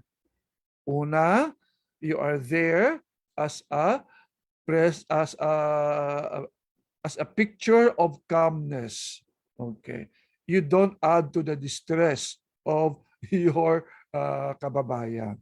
So when you speak with calmness also. Remain calm. Don't panic. Huh? And then, you have to learn to listen. Hindi ito time na ikaw ang ikaw magsasalita. No? I remember one time, during the Tacloban typhoon, no? Nandun kami sa Villamor. Dumadating yung mga kababayan. Ang iba yung mga volunteers, instead na paupuin, kasi gutom na yung mga kababayan natin, nagbigay na sila yan ng mga prayer leaflets and rosary. So, yes, it's good to pray, but you have to ask first, gutom ba sila? Wala silang damit, gutay-gutay yung mga. So, hindi yan about you na yes, you want to make them spiritual, no? So you listen, you look at their situation. Don't interrupt, okay? O don't escalate their distress. Kasi pagsisihin mo pa kasi hindi ka nagdasal kahit tuloy karma sa inyo yan, no? So ask what they need. Gutom ba sila? Kailangan nila ng may makausap, kailangan nila ng damit. So give them the basic need. Anong basic need? Food, clothing, shelter. May makain ba sila? Kasi baka gutom yun. May damit ba sila? Kasi baka lumaya sila, wala silang damit. Nasunugan sila, nabahaan sila, naiwan lahat sa bahay, o lumaya sila sa kanilang employer. Oh. May matutulugan ba sila? Saan mo sila patutulugin? Kasi natutulog na lang sila sa kalye. So give them, you look at them. What do they need? Okay? So that alone give them already the hope, no? And don't hesitate also to ask. Baka after what happened to them, minsan confused sila, minsan they talk to themselves, magpakamatay na ako, o wala na akong silbi, etc. Then listen to them, ha? Okay, ano ba ang kanilang kinukwento sa iyo? No? Makinig ka lang. And don't make any promises. Okay, nasabihin mo, oy, next week, babalik ako dito, bibigyan ko kayo ng kutson isa-isa. Okay, ang Tokyo, Japan will give you all this SIM. hindi mo pala mapangako yan. Huwag ka magbigay ng hope na hindi mo matutupad. Why? You are just adding to the hopelessness and helplessness of the situation. Okay? And being a crisis helper, you are just a first aid liaison. Saan mo sila dadalhin? Anong agency ang makatulong sa kanila? If they do not know how to approach Tokyo Embassy, then how will you help them connect with our embahada? Or if they cannot connect with their families, how can you help them assist so that they can connect with their loved ones? No? And so, see to it that you also visit them. Or else, sometimes, if there is no one, lalo na kung sa foreign country sila, mag-isa lang sila, talagang iiyak yan. No? Kasi wala kang no familiar face to help you. Next slide, please. Okay. So, ano ang focus? Okay, if you are using psychological first aid. Okay, if you are the crisis helper and you want to use first aid, ang kanilang focus, if you are assisting your kababayan or your mga kapitbahay, una, titingnan nyo, what is their loss? Is it the loss of ari-arian?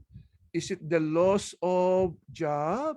Is it the loss of loved one? Kaya nga grieving sila. Is it a loss of property?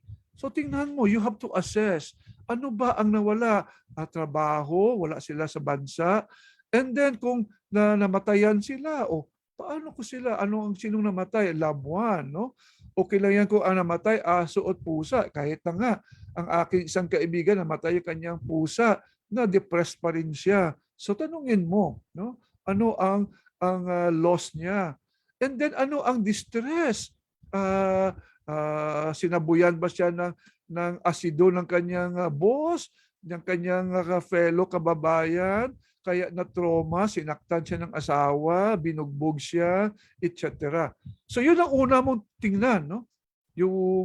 Yan ang content if you are doing first aid, psychological first aid.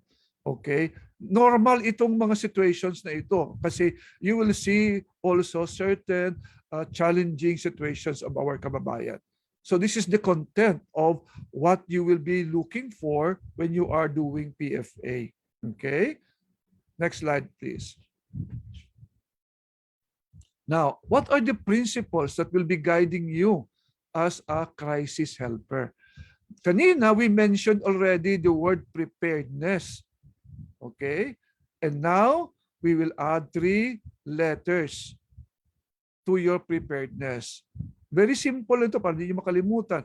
Look, listen, and link. Okay. Una, look. Okay? Matapos mo paghandaan, you assess the situation. Ano ang nakita mo? Visual assessment. Sino ang may nangangailangan ng tulong? Mga matatanda, mga disabled, single parent, ang kababayan natin na nahiwalay sa loved one, na stranded, sino sila nahiwalay sa trabaho. So you look at that. Ano ang urgent needs nila? Why are they in distress? So, are you doing this individually? Lumapit siya sa iyo kaya nga kinausap ka? Or are you doing this as a community, as an NGO worker, wherein you are a crisis helper? So you look at assess the situation, and then you listen. Okay? Look at their need. Listen, anong ba sinasabi? Kulang kami ng makain kasi o kulang kami ng tubig, o wala kaming kuryente. So, and then listen, no? How can I assist my kababayan, sa LGU? Kasi now ngayon, because you are the link, you are the bridge. Ikaw ang tulay. How can I link? Kasi personally, wala ka naman pera. Personally, wala kang mabigay na trabaho. Pero because you're a volunteer, alam mo, may LGU na you are assisting you. So, then bring them to the LGU who can assist them. O kung alam mo ang telepono ng Philippine Embassy, okay tawagan mo dito si Miss Ami o si Mama Escalada, or our Consul General, si Ma'am Palatpat. Ito ang number nila. Then you can call call help. No? So that's the only way. You link them to the NGO or to the offices or agency who can best support them. That's your link. Okay? Don't do that kasi ikaw lang mag-isa, you may be alone. No? Yeah, kung may pera ka extra, maliban lang kung ikaw si Pacquiao, bigay mong pera kasi namimigay ka. Pero kung wala ka naman maibigay, so link them to the agency which you think can best help your kababayan. Okay? Next slide, please. So, ito ngayon ang pyramid ng PFA, no? Kaya nga pyramid 'yan kasi una, look at the basic needs of your kababayan, no? Or your kapitbahay. Food, clothing, shelter. Okay? And then, pag nakita mo na yan, what community or agency can help them? Or can their family support them? Halimbawa, na taga dito lang sila, pero may relative pala sila sa Nagoya, o punto sila sa isang province ng Japan. Then connect them to their relatives. Kasi at least when they are with their relatives, that can ease their problem. No? O kung taga Tacloban sila, katulad sa nangyari noon, na dumating sila sa Maynila, may mga relatives sila sa Cavite, we give them the opportunity to connect with their relatives. So call their relatives para sunduin sila, or call their relatives para i-welcome sila. No? So that is the community assisting. Or ano pang mga non-specialized support? Kasi kung halimbawa, may anak sila. So saan ba ang anak niya? May gatas ba yan? O kung babae yan, may mga napkin ba yan sila? Kasi hindi sila nakabili na. Nahiwalay sila sa mga pamilya. So mga non-specialized support, then you can look and assist. No? O kung matanda na yan, kailangan pa ba nila ang medicine? No? So yan ang PFA. You see? Hindi pa tayo wala pa yan kasama ko na.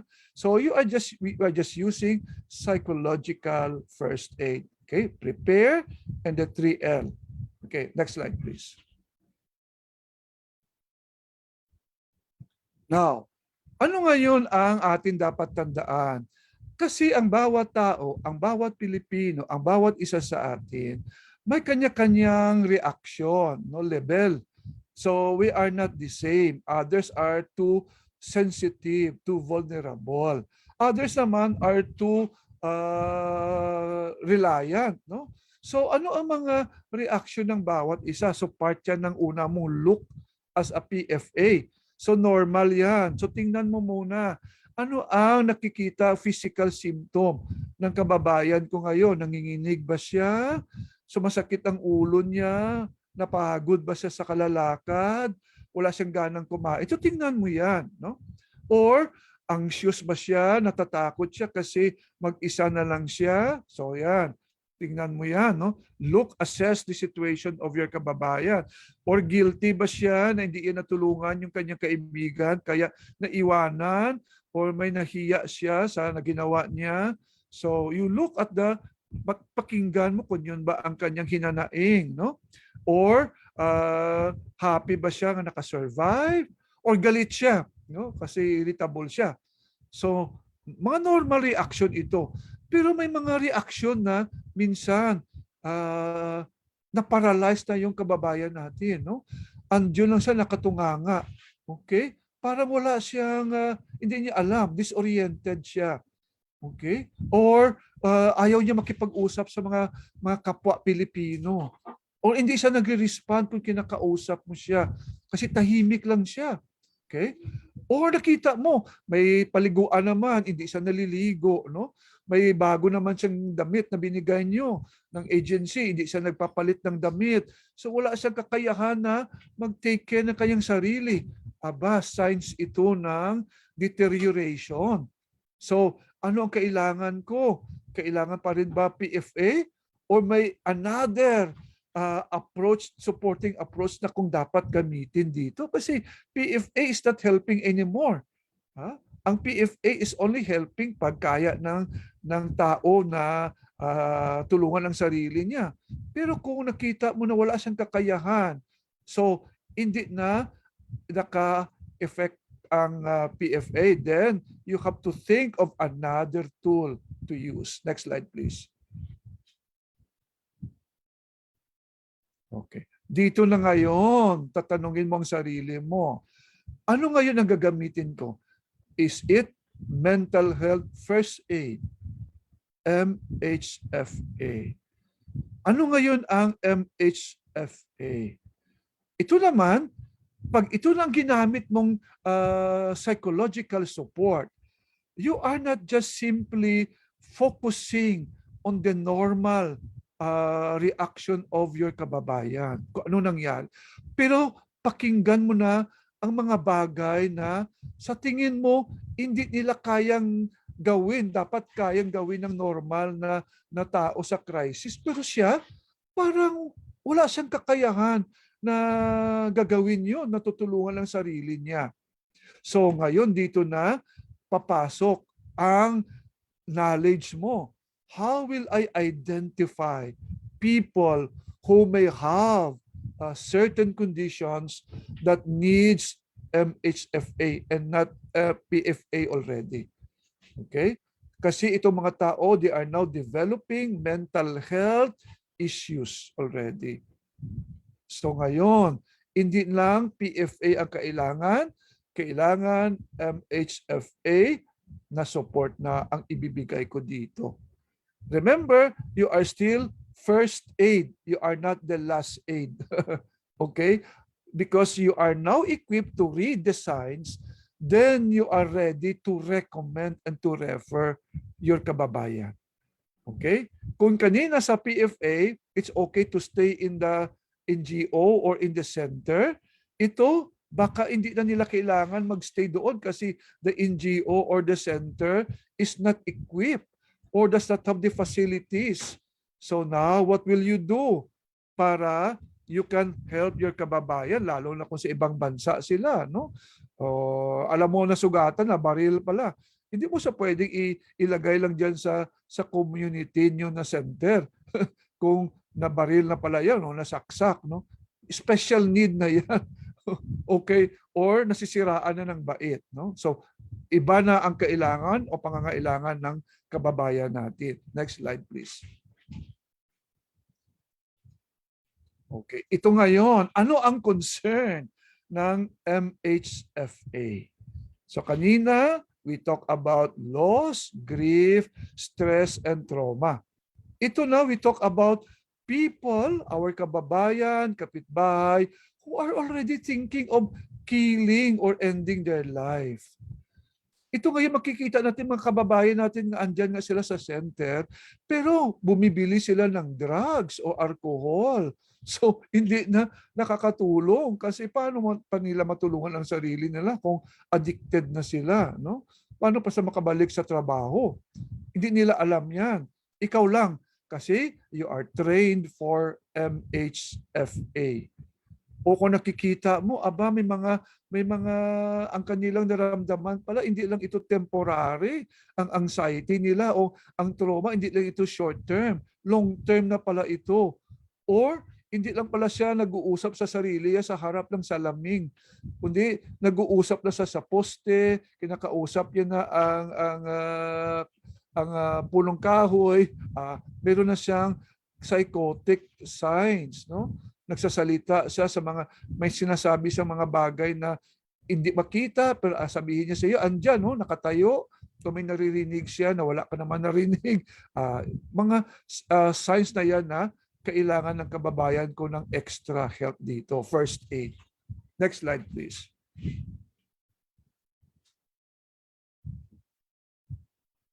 So anong mga principles ang ginagamit natin dito? Kung kanina, ang ginamit natin is prepare, P plus 3L.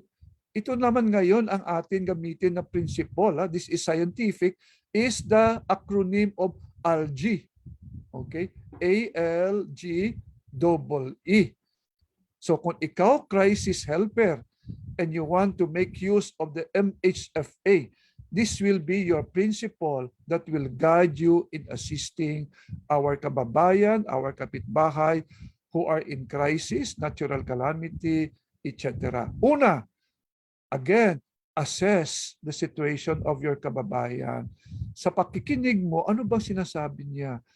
May nakita ka bang sign na gusto niya nang putulin ang buhay niya? Nagsasalita na ba siya? Mamaya makikita natin ito. Or is he planning to harm somebody? Patayin ko yung aking boss na yan. No? Tandaan niya. Okay. So, he is not just simply thinking of harming himself or herself, but she is also planning to harm somebody else. Oh, patayin ko yan yung manager namin. No? So, listen but with non-judgmental. Part pa rin yan ng training, that's the letter L. Ha? Huwag mong sabihin, uy, may mabilanggo ka niya, ganito. Hindi. Pakinggan mo lang muna. Ha? Kasi you are doing a first aid. No? Remember, listen with no judgment. G, give reassurance in information. Okay? Na ang mga dinadaanan mo, may solusyon yan. Okay? You have to assure. Okay, kung may problema ka man sa boss mo, pwede yan mapag-usapan.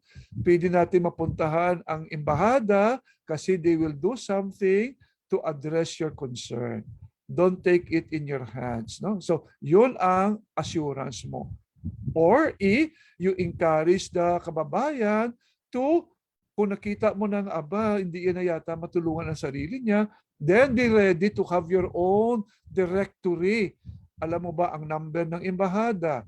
Alam mo ba ang number ng ambulansya ng Japan? Mabasa mo ba? Kasi minsan, kung hindi mo rin alam magsalita ng Nihongo, paano ka pa makakommunicate? Kasi they don't speak in English. They speak, okay lang kung sa Pilipinas ka. So, kailangan meron kang number ng ambulance, ng barangay. May number ka ng local government.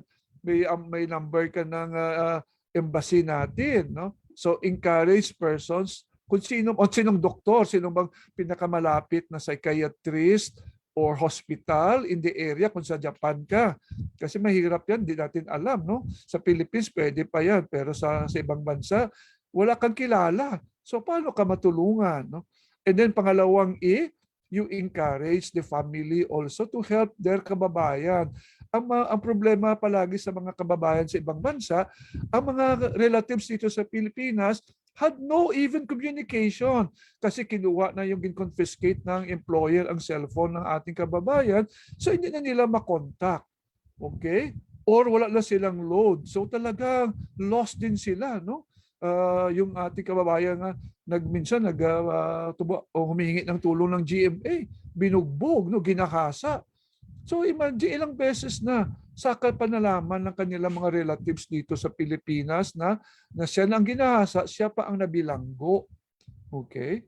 So kung connected, then the family can appeal to the government for assistance or they can call the embassy also for assistance so that they will look for our kababayan who disappeared in that foreign country. So ito ang ALG. Very, very important as a first aid crisis helper. That's the principle. Next slide, please.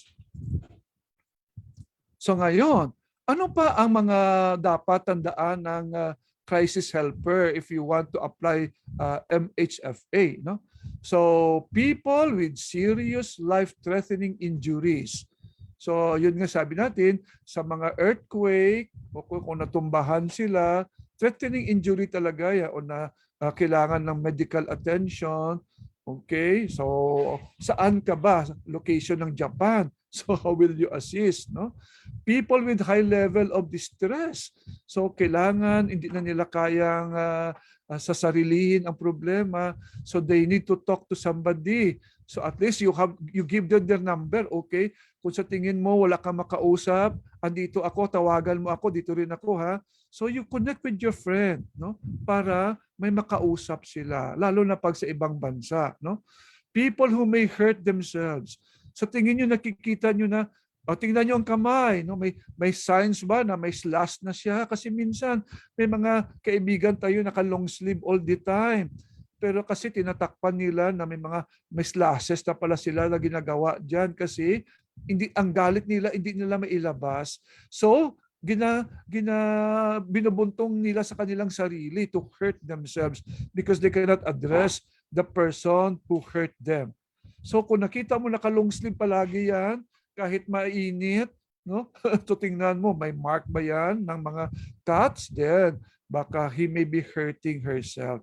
And may plano, may planong saktan yung ibang tao. Next slide, please. So, ito ngayon ang 5 letter D na very important that you may need an extra mental health professional as a crisis helper. Either you call a psychologist, if you are in the Philippines, kung may kakayanan, or you call a psychiatrist, or you call these professionals in the foreign country. Or if not, how can our embassy help you para they can refer you to a hospital? So, simple lang, hindi mo makalimutan ito. Puro letra D ito, no? Delta. Lalo na ngayon sa ating COVID. No? So, ang unang delta, distress. Ano katindi ang kanyang pinagdadaanan? Is it still normal? Or, so tanungin mo siya, ano ba naramdaman mo from 1 to 10? Ang 1 is wala kang naramdaman o kayang-kaya, or 10 hindi mo na kaya, no? Hindi mo na mapabukas. Pag sinabi yung 10, ito ng number ko, kausapin mo ko ha, kasi talagang kailangan mo ng tulong. Kasi ang intensity ng distress is very high already. Pangalawa, dangerousness. So, may plan siya to harm herself. Sinabi niya, saktan yung sarili niya. So, ayan, letter second D na yan. Or, ang iba. Pangatlo, dysfunction. Hindi na siya makapagtrabaho kasi worried siya, anxious siya palagi, o natakot siya, may phobia na siya. So kung dysfunctional ka, ilalo ka sa ibang bansa, paano ka pa makapagpadala ng pera? Kasi dysfunctional ka, no? Wala ka nang, kasi sa sarili mo, you cannot even report to work. So if that is the case, then that is already a danger sign for you as a crisis helper, or even yourself, if you are hindi ka rin makatrabaho, hindi na ako makatulong. I am helpless anymore.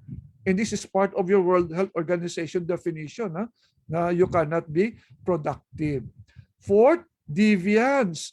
No? Nagsasalita siya na walang tao, o may nasisinghot siya na wala namang naluto diyan, o may narinig siya na walang nagsasalita. That is deviance. No? And 5, duration. Ano katagal na nangyayari yan sa kanya? Pag sinabi yung kahapon lang, okay, medyo malapit pa. Pag sinabi yung 6 months na yan, mahaba na pala, matagal na. So, kinikim-kim niya lang. So, darating ang araw, baka ang PC niya mapuputol na duration. No, don't wait for it to go longer. Because once it is not addressed, he may be smiling with you, but when he turns his back or her back, he will already commit suicide. He will jump in the bridge, no, from the bridge of Tokyo, Japan. So tandaan niyo itong 5 Ds, ha? Distress, dangerousness, dysfunction, deviance, and duration. Okay, crisis helper, even sa embassy, ha? Pag kinakausap nyo lang mga Pinoy natin sa telepono, itingnan nyo rin, kano na ba katagal yan ang naramdaman mo? Letter D. If the person, even one, danger na yan, that is already an emergency. Ikulima pa, lalo na, huwag ka na mag-isip ng second thought pa. Kailangan mo na natulungan yung kababayan natin. First line of defense. Baka hindi ka na makaabot. Pag last line of defense ka, patay na yun ang ating kababayan. Okay? Kung pwede siyang pauwiin niya agad sa Pilipinas. No? Kasi yun lang ang importante, you preserve life. No? Rather than you bring life pero sa kabaong. That is not our goal. Next slide, please.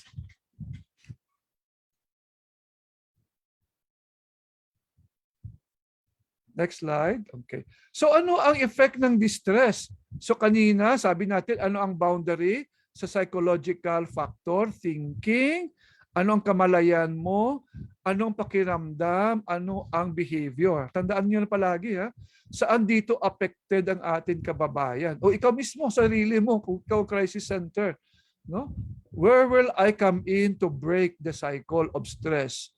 Will I talk to the person, or will I address the feeling, or will I help the person para hindi siya hindi saktan ng sarili niya? Okay, lalo na dagdag pa ang COVID-19, no? So nagkakuan pa, added more strain to the situation. Next slide, please. So una is isang epekto ng stress, kung stress ka, lalo na sa atin mga kababayan na in crisis, is anger. Galit sila sa situation, galit sila sa mundo, o galit sila sa trabaho, sa mga empleyado, o galit sila sa gobyerno, o galit sila sa sarili. So kasi no, may nangyari na may trigger. Okay. So ang anger is a normal feeling. Pero kung it is not addressed, it can aggravate. So pakinggan mo saan galing ang trigger. No? Next slide, please. Okay. Tatlo ang klase ang galit. It can be passive anger, it can be open anger, it can be assertive anger. So tingnan mo ang ating kinakausap mo. Passive anger ba? May problema. Galit ka ba? Hindi. Pero ang boses mataas. So passive-aggressive, no? Hindi niya inaamin na galit siya, pero sa loob niya puputok siya. Yun yung mga passive-aggressive na mga tao. Pag talikod mo, saksakin ka na. Pero pag nakaharap ka, smile-smile pa sa iyo. No? So may mga taong ganyan. No? They do not know how to address their anger. Ang mga tao naman, ibang pumuputok na lang. So open anger. Pag lumapit ka, lumilipad na yung platito, planggana, etc. That's open anger naman, delikado. Ang iba naman is assertive anger. They know the problem, they address the problem. No? So they don't allow their emotions to dictate. So kinakausap nila ang taong sumakit ng kanilang dibdib. Okay, sir, hindi mo ko binayaran. Pag hindi mo ko binayaran, makipag-usap ka sa amin lawyer, kay Attorney Barwin, sa embahada. No? Kasi 10 buwan mo na kung hindi binayaran.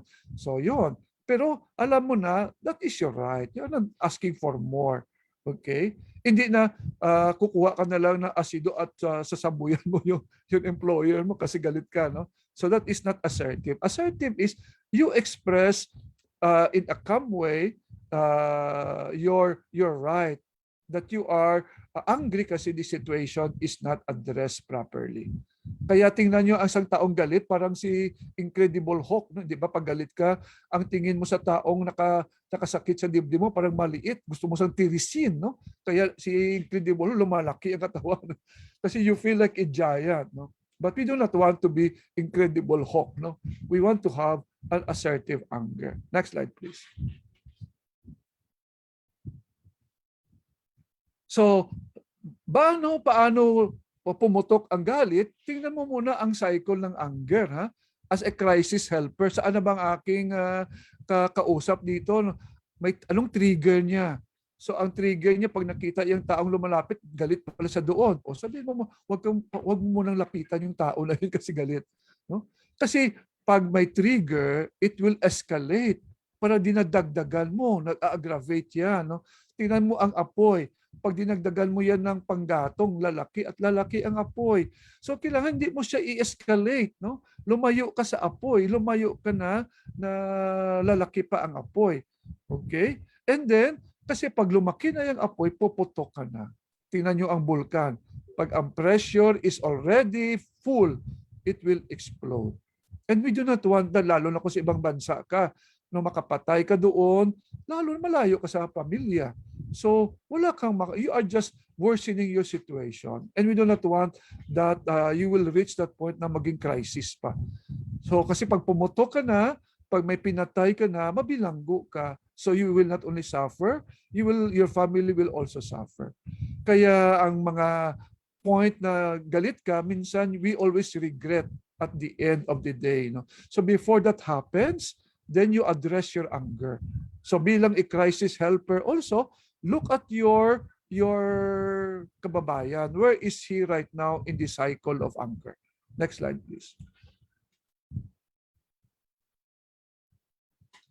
Isa pa, pag stress ka, it can also lead to anxiety and fear kasi hindi mo alam, ano ba, may makakain pa, may trabaho pa ba akong babalikan, no?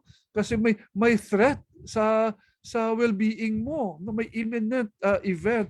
Pag wala ka ng trabaho, talagang kuwan ba ako ng employee, ipabalikin sa Pilipinas. Imagine, gumastos ka na ng utang ka, tapos papabalikin ka lang pala, wala kang trabaho. Kaya yung iba, TNT. No? Or ano ang kinakatakutan? So anxiety is a normal response to a threatening situation. Pero tandaan nyo ha, signs of anxiety. You become restless, or madali kang mapagod. Iba, minsan hindi nila alam na anxious sila. No? Ang alam nila napapagod sila agad-agad, or minsan hindi sila makakonsentrate, no? O madali sila mairita. At minsan ang kanilang tension, ang muscles tension, no? Or ang pagtulog is disrupted. Now, ito ang aking tip sa inyo bilang crisis helper, ha? Applying MHFA.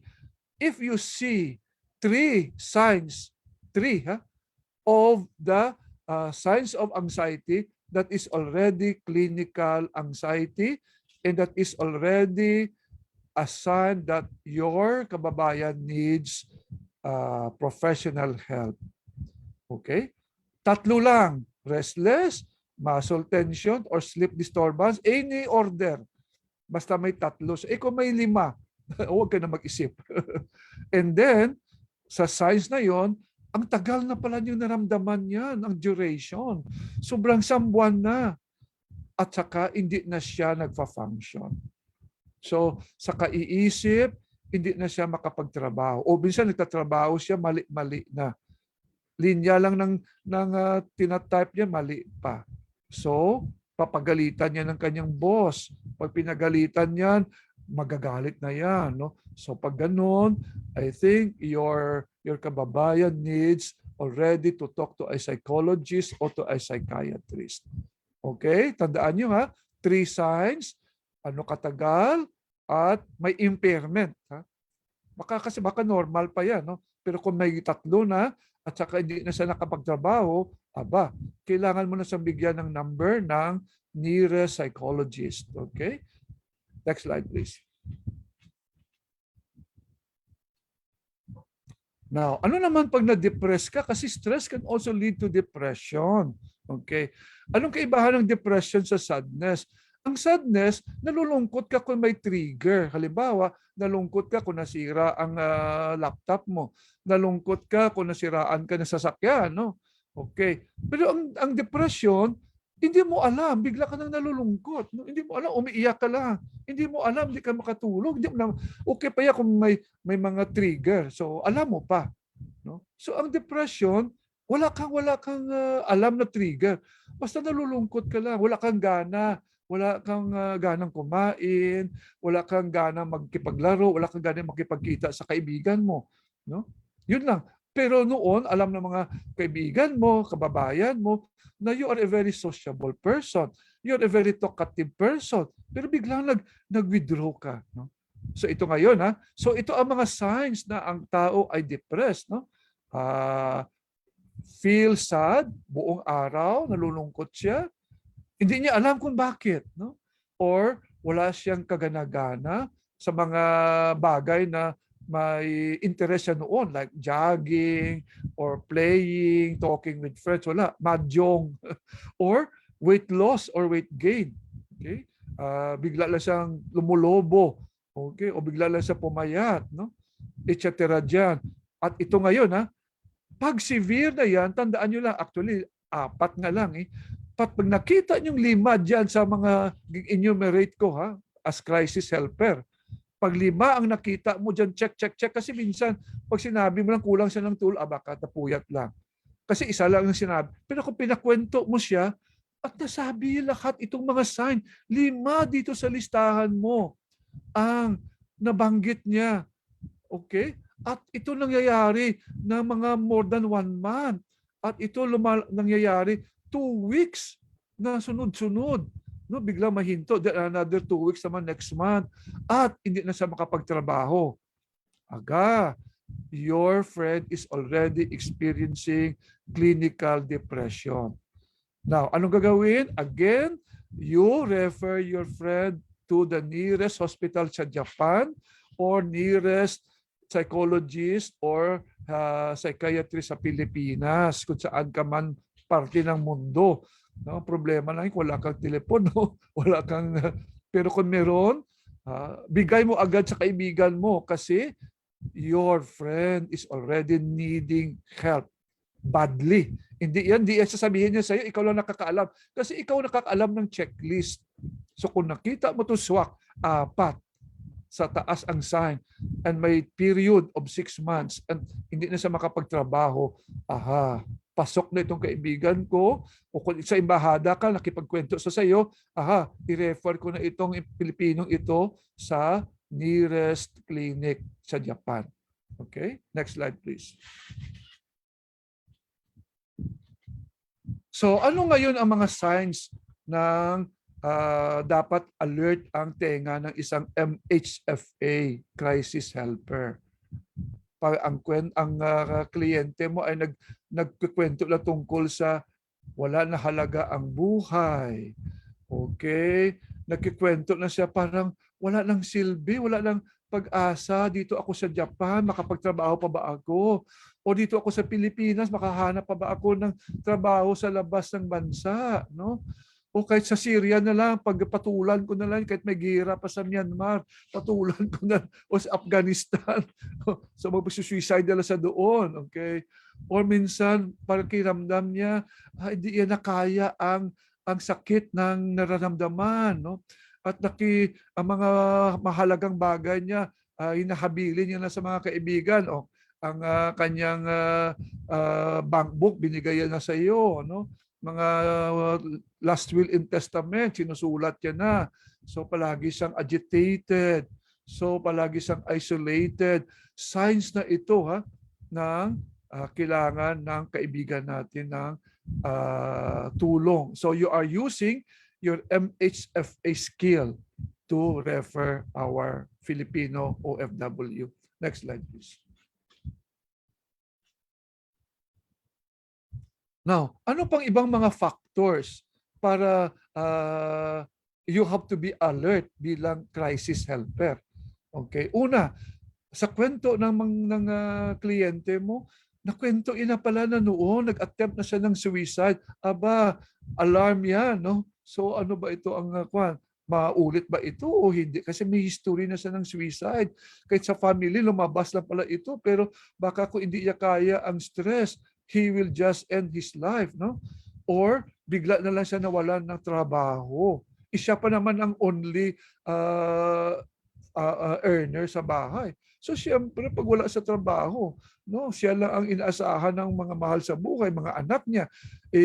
Single parent pa siya. So talagang wala siya mapuntahan. O bigla lang ang sugar mommy, naputol pang relasyon niya. Wala na tutulong, no? Loss of relationship. Iniwanan siya ng isang boyfriend niya or girlfriend niya sa Japan, no? Lumipat sa Korea o sino man ang kanyang boyfriend doon. Pinalit siya sa Koreano imbis sa Japanese, etc. Or may iba pa pala siyang karelasyon maliban sa sarili niyang asawa dito sa Pilipinas. So talagang delikado, no? And then may access pa siya sa mga bagay na makaputol ng kanyang buhay. Nagtatrabaho siya sa kusina. O, siyempre, pag nagtatrabaho siya sa kusina, depressed na siya, o makita niya palagi doon ang kutsilyo sa madali siya maka-commit ng suicide. No? And then, or hopelessness, or may aggression siya. No? Doon niya inilabas. Okay? So pag nakita itong mga factors na iso, this should be alert for you na talagang tutukan na itong ating Pinoy na kaibigan. Okay? Next slide, please. So ano pa?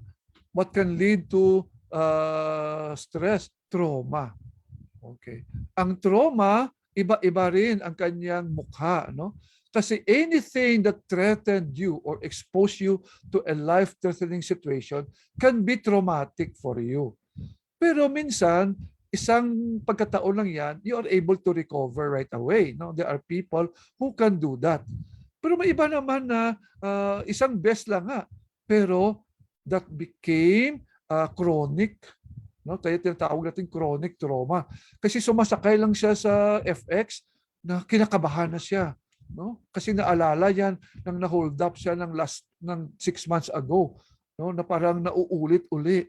O kung mag-isa lang siya, parang hindi siya makatulog sa bahay, pinapawisan siya. So that becomes chronic trauma. Okay?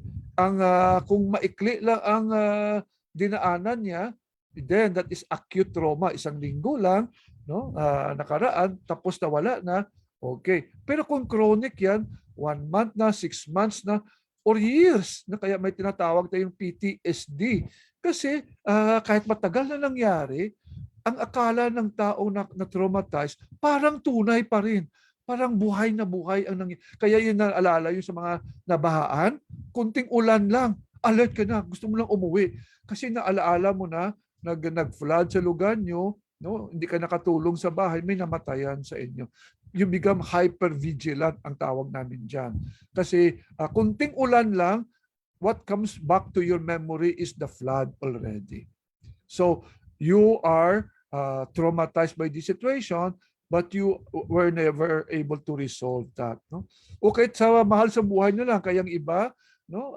May isa nga akong kliyente, sabi niya, all men are cheaters. So sabi ko, marami siguro daanan sa pag-ibig ang babaeng ito kasi sabi niya, bakit lahat na lalaki daw cheaters? So tinanong ko siya, ma'am, ilang beses ka na ba nabigo sa pag-ibig? Sabi niya, Doc J, mag-isa pa lang, once. Bakit mo nasabi na all men? Isa pa lang pala nadaanan mo. Kasi na-trauma sa pagmamahal. Binuhos siya ang kanyang puso.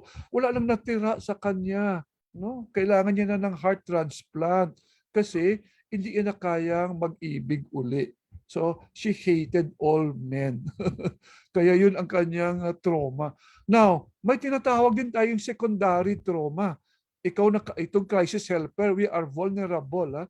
Nakikinig ka lang sa nangyari sa atin kababayan. Ikaw ang natutrauma. Kasi nararamdaman mo ang nangyari sa kanya. Ikaw ang nagagalit sa nang-abuso sa kanya. Ikaw nagagalit sa nagbugbog sa kanya. Ikaw nagagalit sa empleyado yan, kanya, ng manager. So, tinatawag namin yan secondary trauma. Kaya kailangan you have to be aware of your own self also. Na you are not absorbing it, or else you might be carrying that when you go back to your families. No? Baka doon mo ilabas ang galit mo sa narinig mo sa mga kliyente. Kaya sa amin ng mga professionals, no, we are always, ako sa akin sarili, I am always conscious, I always tell myself, this is not about me, this is about my client. This is about another Filipino. Kasi if I will not make that a conscious effort, sometimes I absorb it. No? Sometimes you feel drained. You see? Parang we call that emotional vampire. Kasi hinihigop ng tao may problema ang energy mo. Kaya pag hindi mo alam kung saan ka hanggang, mauubusan ka rin. So you get drained, lalo na sa embahada. No? Pag si Ma'am Amin kwento noon. No? You carry the problems of the Filipinos na tumatawag, o si Miss Ling, no? Okay, si Ma'am Escalada, no? So by just listening, no, you are also traumatized. So we call that secondary traumatization. Next slide, please. So, ano ang kailangan ng mga crisis helper when you are communicating with your kababayan or with your kapitbahay? Okay? So when you are there, whether you are using PFA or using MHFA, First is you have to give time for your client to talk. You are just there to listen.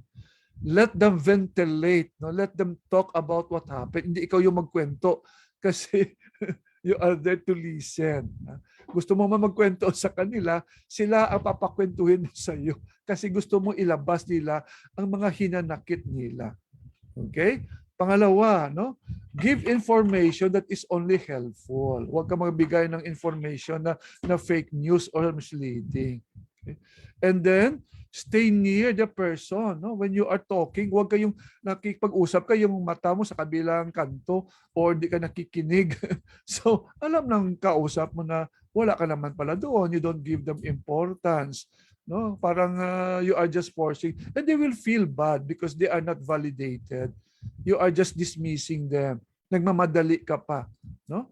And then when you acknowledge how they are feeling and what they lost, no? Anong nawalan sa kanila, trabaho, talaga masakit 'yan. Mahal sa buhay, talaga masakit 'yan, no? Pag-ibig, masakit 'yan lalo, no? So tingnan mo, pakinggan mo sila, no? And at saka kung naintindihan mo sila, you give also concrete signs na nakikinig ka, ang ulo mo tumatango, na naririnig mo sila. Hindi yung wala kang sign talaga, parang kahoy ka lang na parang machine, no? So they are not talking to a machine, they are talking to a human being. So be patient and calm, okay? Respect their privacy if they want to. Ayaw nila makipag-usap ngayon, okay, sige, andito lang ako. Kung handa ka na makipag-usap, andito lang ako. No? You don't force them. Uy, ikwento mo sa akin na para ilabas mo na ang nangyari sa iyo. And don't apologize, no, sa kanila na ano nangyari. Because you don't have to be sorry. No? It's their feeling that's happening right now. Okay? And you have to provide them factual information. Sino ang lapitan, anong agency ang tutulong sa kanila, saan ang embahada ng Pilipinas, ano ang lifeline ng clinic, hospital ng Tokyo, hospital ng Lebanon, hospital sa Cavite, saan man, no? You give them that information so that they can access them. Next slide, please. So ano ang dapat iwasan na huwag niyong sabihin kung kayo andyan, ha? Please don't pressure them to talk to you, okay? And don't interrupt when they are talking. Okay? Kasi kailangan nilang mag-ventilate, ha? Don't make up things you don't know. Huwag mong sabihin, oy, nakausap ko si Consul General Palatpat. Hindi naman pala nakausap. No? So don't make promises. Oy, nakausap ko ang embahada. Itong ipapadala, may aeroplano. Wala ka naman palang connection. So don't make promises that you cannot deliver. Okay? And don't touch them kung ayaw nila. No, minsan tayo mahilig tayo magyakap-yakap. Tingnan mo sila, baka ayaw nilang yakapin or ayaw nila. No, minsan gusto nila, may iba naman, lalo na sa foreigner, ayaw nila yan. No? So be very careful, no, when you touch your clientele. No? Tingnan nyo kung, lalo na kung bata yan, ha? Huwag mo yakap-yakapin yan kasi baka mapagkamalan kang pedophile. O baka sabi, oy, chancing ka, ha? Hindi na yan tulong sa iyo, ha? So, yan. So, don't judge when you cannot even do anything. No? Don't judge their feeling or don't tell them, kaya mo yan. You are even lucky that you survived. My God, that's not what they need right now. What they need is just for you to be there to listen. No? Okay? They don't need your assurance kasi they have their own capacity. Remember, as I have said, each one has their capacity to be resilient. Kung nakita mo kaya, you don't have to assure him or her to do that. Unless MHFA ang kailangan niya. Kasi hindi niya kaya, siguro we need somebody to help you already kasi I need to refer you to a professional. Okay? Next slide, please. So, ano ang dapat tandaan ng crisis helper? Na when you take care of yourself, palagi magkasama ito. Take care of your body and take care of your mind. Dalawa yan, hindi yan putol, ha? You don't go to the center na body lang. You also carry your mind. Or you just don't go there na mind lang. Kasi kung ang body mo, hindi niya may sakit siya, you cannot also do your job. So take care of your body, alagaan, matulog ka ng tama. At i-feed mo rin ang utak mo ng positive, happy thoughts, no? And the news that are only helpful, because both are affecting the person. This is a psychological factor. Okay? Don't separate your body and your mind because they go hand in hand. Okay? Next slide, please.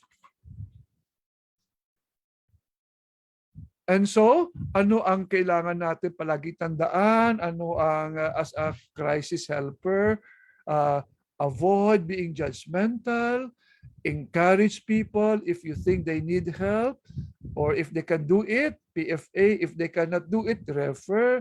Reassure them that you are there for them and that help is coming, that they can. If they want to help themselves or if they need assistance, you give them hope. Okay, next slide, please. So, ano ang ethical guidelines na dapat yung isipin palagi, ha? May ethical ito, hindi ito na you are, baka maakusa ka na ang ginagawa mo, you are doing more harm than good, ha? So, una, you are expected to be honest and trustworthy as a crisis helper. Whether you are working in the embassy or you are just working in the Philippines or you are helping as an NGO worker or individually in your own capacity, still you are expected to be honest. Don't exploit your kababayan. Alam mo nang nangangailangan sila, pagkapirahan mo pa. No? Ang iba, they make use of the vulnerability of other people. That's unethical. Huh? Okay? Respect the person's right also. If he is not willing muna to talk, then respect their decision. But assure them that you're always there, willing to listen if they are ready to talk to you. At least they know how to reach you. Okay? So respect their privacy. No, if they, and then don't pressure them to tell you their story. Pag hindi pa sila handa, then give them that opportunity to reflect muna.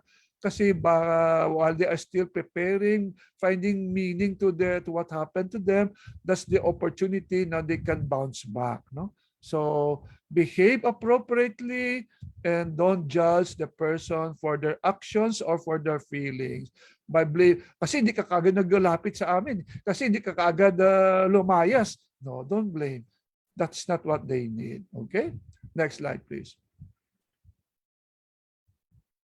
So with this, thank you very much. Ito ang mga references. If you still want to ask, okay, balikan nyo, pag-aralan nyo. Okay. So ang susunod, si Dr. Paz, now may tips na siya para madagdagan pa ang kakayahan nyo na maging crisis helper. Thank you.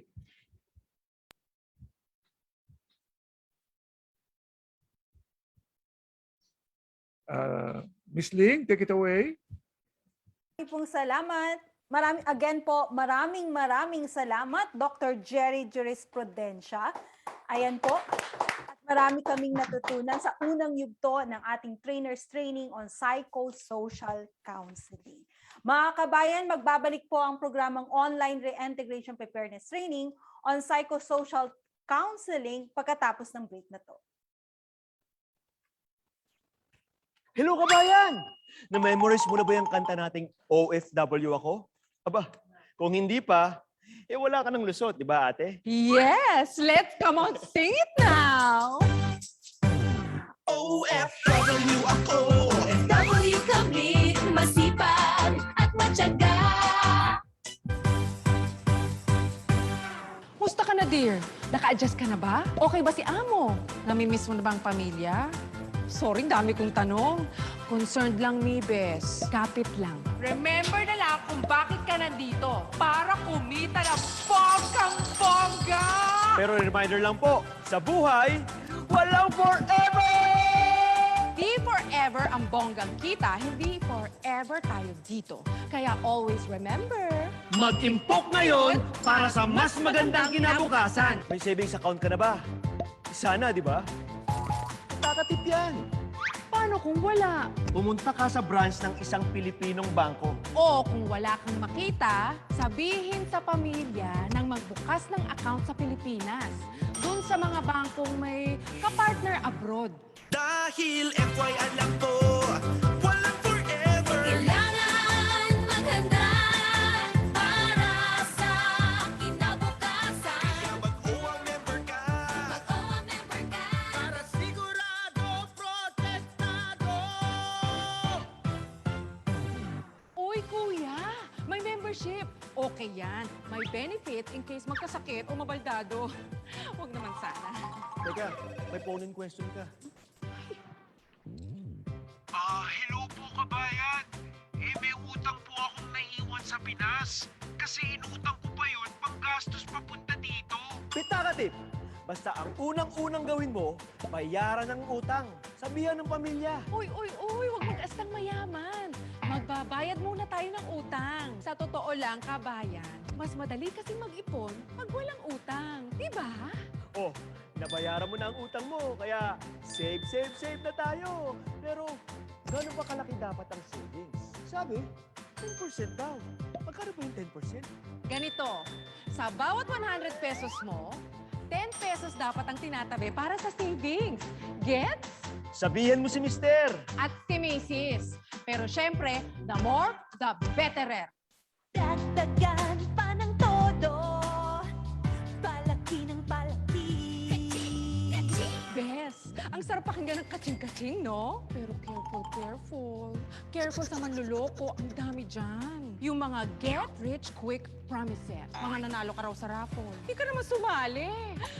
Pyramiding scam. O kaya text scam. Eto rin, kapag naho-homesick, ang lakas gastusin ng kaching-kaching. Kapit lang sa savings, bes. Kapit ng mahigpit. Kapit lang mga bes, wag na wag kang bibigay. Kapit lang mga bes, wag bumigay sa habilin. Tapos, yung mga patingin-tingin natin tuwing day off. Naku! Tukso! Layuan mo ako! Tandaan ang pinag-iipunan. Pangarap na kinabukasan. Pag-aaral ng anak. Bahay at sasakyan, pati kabuhayan. Itong mga pangarap mo'y huwag kalimutan. Ikaw, ano pangarap mo pag-uwi? Magka-parlor! Pinagpaplanuhan at pinag-iipunan ko. Ikaw, kuya, anong sayo? Magka-poultry. Pwede kang magtayo ng maliit na business pag uwi mo. Pwede mo ring hasain ang iyong skills para pagbalik mo ng Pinas, ikaw ang the best ever. The best teacher. The best IT. The best nurse. Uy, The best electrician. the best cook. The best mason. Basta the best ka, di mahirap makaharap ng trabaho pagbalik mo. Huwag na huwag kang bibigay, pangarap ay maaabot. Huwag na huwag kang bibigay, mga mahal mo'y naghihintay.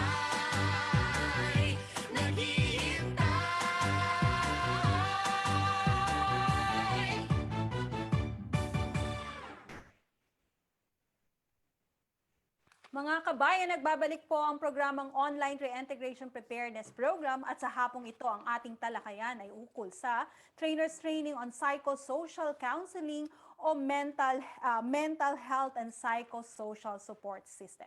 Sa dakong ito, makakasama po natin ang ating pangalawang speaker at para humakilala ho natin ang ating pangalawang speaker, natrito muli ang ating Assistant Labor Attaché na si Mr. Barwin Scott P. Villordon. Okay, salamat Lynn. So para sa part 2 ng ating webinar na ito, ang ating second resource speaker po ay isang Certified Developmental Psychologist and the Registered Guidance Counselor and Psychologist. Meron po siyang bachelor's degree in psychology mula sa College of the Holy Spirit in Manila at meron siyang Master's of Science in Educational Measurement and Evaluation at Masteral in sa Guidance and Counseling at De La Salle University. She received also her doctoral degree in Child and Family Studies at Miriam College. So currently, she teaches psychology and guidance courses at Miriam College and nag-serve po siya as Department Chairperson for the Graduate School of the College of Education of Miriam College from 2010 to 2020. She was a board member, executive secretary, and treasurer of the Psychological Association of the Philippines from 2010 to 2016. Naging vice president din po siya for academic affairs sa Colegio de San Juan Lorenzo in Quezon City, and also as vice president and a member of the board of trustees sa HDHD Society of the Philippines. Nakapublish po siya ng book. Siya po ang nag-publish ng book na Educating Children with ADHD, the Philippine Experience. So bigyan po natin ng masigabong palakpakan nating second resource speaker, si Dr. Maria Paz Kawili Manaligon. Thank you so much, Sir Barwin. Am I good? You can hear Yes me po. well? Okay, Yes thank po, you. Dr. Paz. Okay. So again, stretch muna tayo. And again, thank you so much. Maybe kay Consul General Balatbat, si Ma'am Rose, si Ma'am Amy, and of course, Miss Ling has always been there when we have some concerns. Now, I guess it's time for us to start.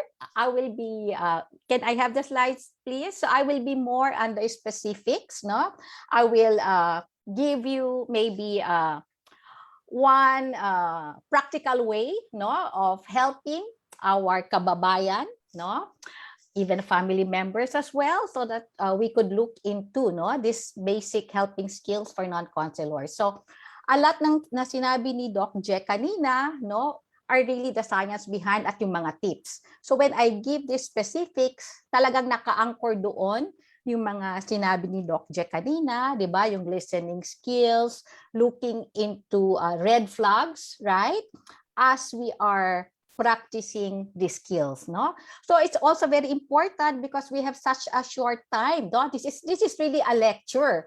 Although this one would be some tips, yung maganda dito later on, as you listen, you can practice it later, no, among yourselves, no, na okay ba yung itong ginawa ko, was it helpful, so that later on you can be how will I say it, you can be comfortable with it, right? And then you can evaluate it yourself with your own group so that you can see what works and you can share, no? But at least you already have the lecture behind and how to do it. Yung talagang kailangan dito yung practice, and I guess this is what you will be doing eventually. Okay, because we can all be counselors. Importante, we have the heart, the skills, because I think we are all here really because we want to help, right? And we're really doing this on a voluntary basis, right? And of course, we will spend the time to practice so that this will help us much in our profession, no? Maybe not as counselors, but because we want to help others. Okay, so maybe can we have the next slide, please? So when we look into this basic helping skills for non-counselors, no, sinasabi nga rin dito, when we help, one aspect of helping, no, is one person, di ba, assisting another, no? In exploring, very importante dito yung feelings. Kasi usually kung problematic na yung kasama natin, hindi na niya alam kung anong nararamdaman niya, no? Sabay-sabay na yan. Anger, nandun na yung excitement, nandun na yung depression, nandun na yung sadness, okay? Nandun na yung grief, no? So we have to help them explore ano ba yung talagang nafe-feel niya. And also, sometimes they cannot think well, no? Kasi problematic, na overcome na ng anxiety of the feelings, no? So we have to help them, no, see things objectively, no, so that they can again move on, move forward, and they can go back to the normal way of them, of what they're doing. Now, when I look at it from the helping perspective, kasi iba ang daming mga theories dito, but I will just focus on something that would be, I think, more practical for all of us, no? And this one also is really focused on the person. Parang tayong mga counselors lang o mga volunteer helpers, no? We are just there to support. We are just there to facilitate the process. So talagang yung actor, yung actress dito, yung tinutulungan natin. Kaya tinitignan dito, no? Yung sinabi rin ni Sir Jen, no? We are there to provide support and the relief. Na parang when the person comes to us, the person feels secure, feels safe, because we are not adding na to the emotional pain of that person. No? And we give them that objective because we see it from a different perspective. No? Nakikita nila puro problema, nakikita natin, may solution dyan. So that's very important, no? To look at it from a new perspective. And again, we are there to help this person deal with the present concerns. So we are not talking about sana ganito. Dapat kung itong ginawa ko. Never mind, let's talk about the present concerns. Okay? And again, no, very important din that we teach them skills, no? What is a new way of doing it? What is a new way of solving whatever concern you have. So kung baga natuto na tayo sa maintaining a good quality of life, no? Medyo okay na yung mental health natin because we already know these tips. Now we share it, no, to the person that we are helping so that they can make decisions eventually, because in the end they will be the one to make their own decision. They will be the one who will try to see things, no, that will help them from their perspective. Kaya importante din dyan, they are also in a good mental state by that time. And we are there to support and facilitate this process. Because as counselors, no, if we talk about, sinabi nga ni Sir Jen, no, yung mga mental health first aid, di ba, and PFA, no, what we want to look into, sana, pag first aid pa lang, wag na tayong pumunta sa mental health. It's really more na on that psychosocial, psychological first aid, na parang first line pa lang, no, before na pumunta sila sa red flag, natulungan na natin sila. Okay, next slide, please. So when we look into this, no, I would want to explain very well, no, what we mean by the cycle of grief, no? Kasi very important for us to understand this, because when the person will come to us, no, karamihan yan feelings, no? And it's very important that they are aware of why they feel this way, how to go about it, no? Because the focus is on this person. We want to let them know again, go back to what is important in your life, what is essential in your work, what do you value at this point in time. Because when a person is in grief, may problema, no? All problems also would cause grief, no? We want them to go back to the normal way of thinking. That's why that's where we are, to help them, no? And if we look back at these things, no, and when we look at what the pandemic has done as an example, no, parang it caused us to lose everything that we are familiar with, di ba? Nawala yung daily routine natin, so that's something that we grieve about.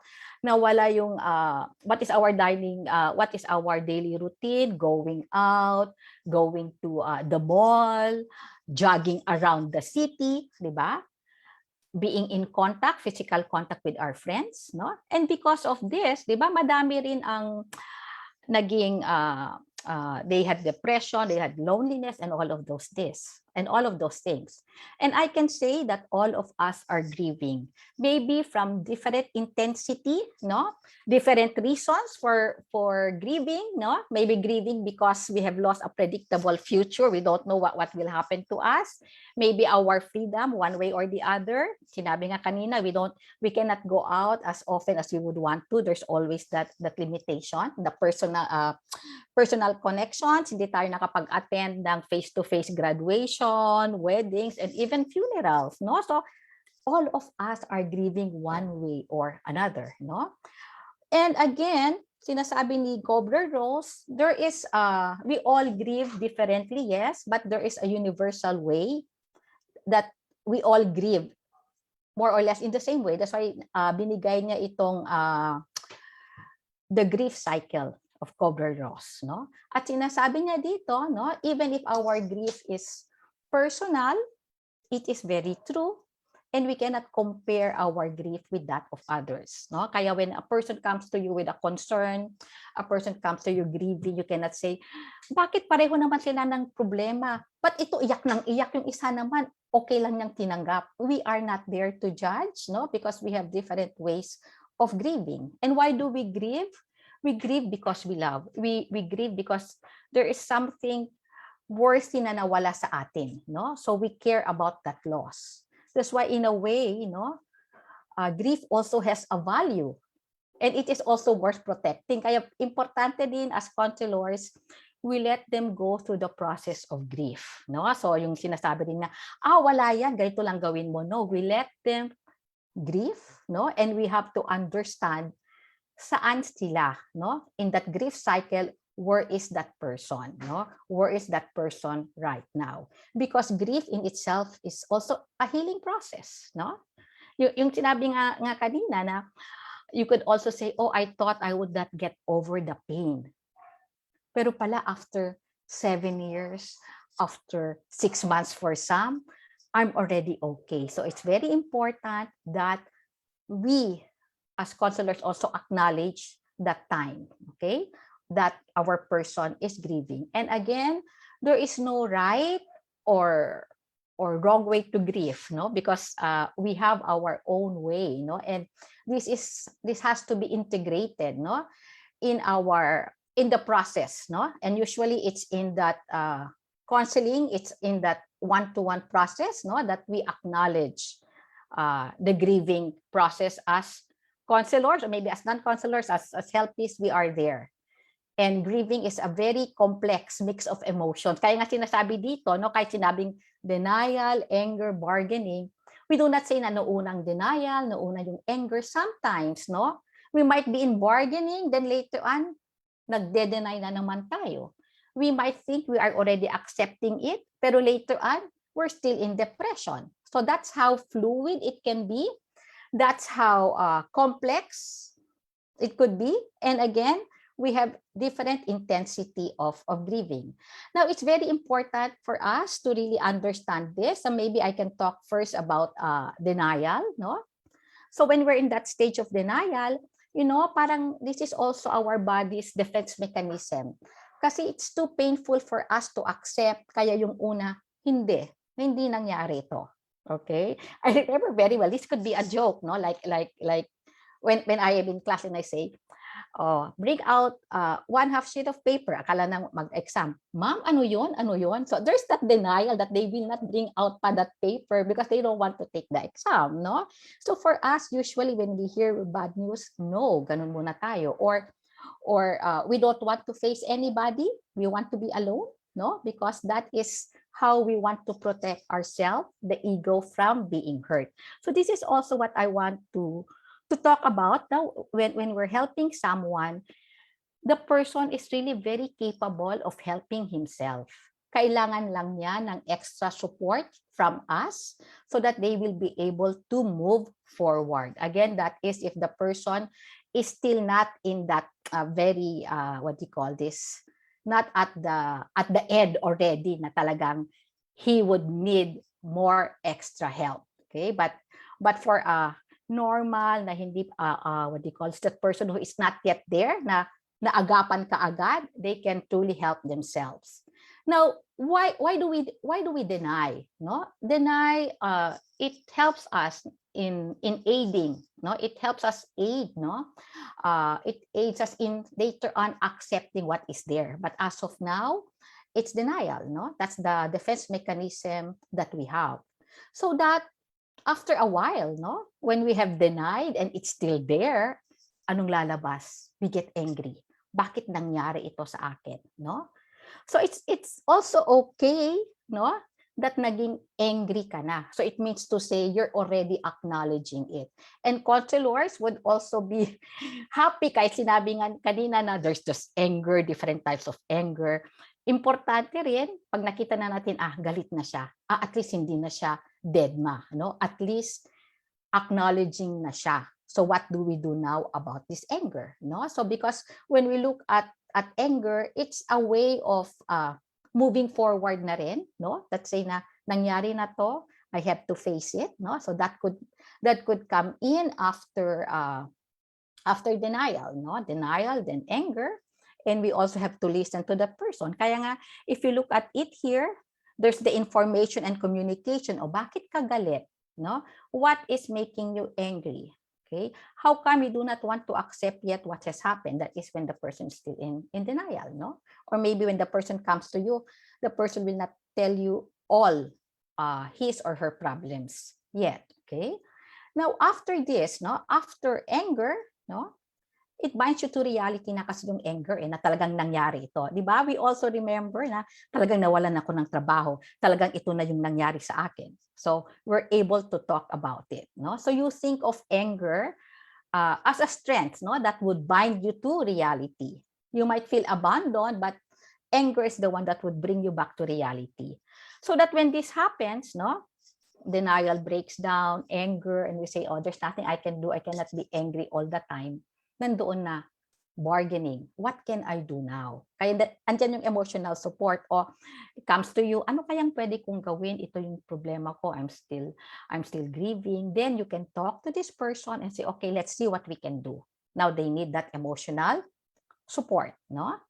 Then akala mo okay na, nag-bargain na, okay, ganitong gawin mo, then it can be, no, that they get overwhelmed again by what is going on. And then parang walang solution. Trinay ko naman yung sinabi mo, pero talagang wala. Because maybe, no, that time element is not yet there. No, sometimes we cannot force the issue. And as counselors later, or as helpers, no, we need to check on them, and we need to understand na iba-iba talaga yung mga timeline. Okay? So, what is important there when it's depression, that we don't let them get stuck, no, in that situation, kasi mahirap if they get stuck there. But again, if they're able to overcome depression, then they can already accept what has happened and say, okay, I move on na, ito nang nangyari. Cannot cry over spilled milk. Diba? What can we do now? It's the same as what we're doing now, no? When we look at it globally, we have already accepted that COVID-19 is here to stay, no?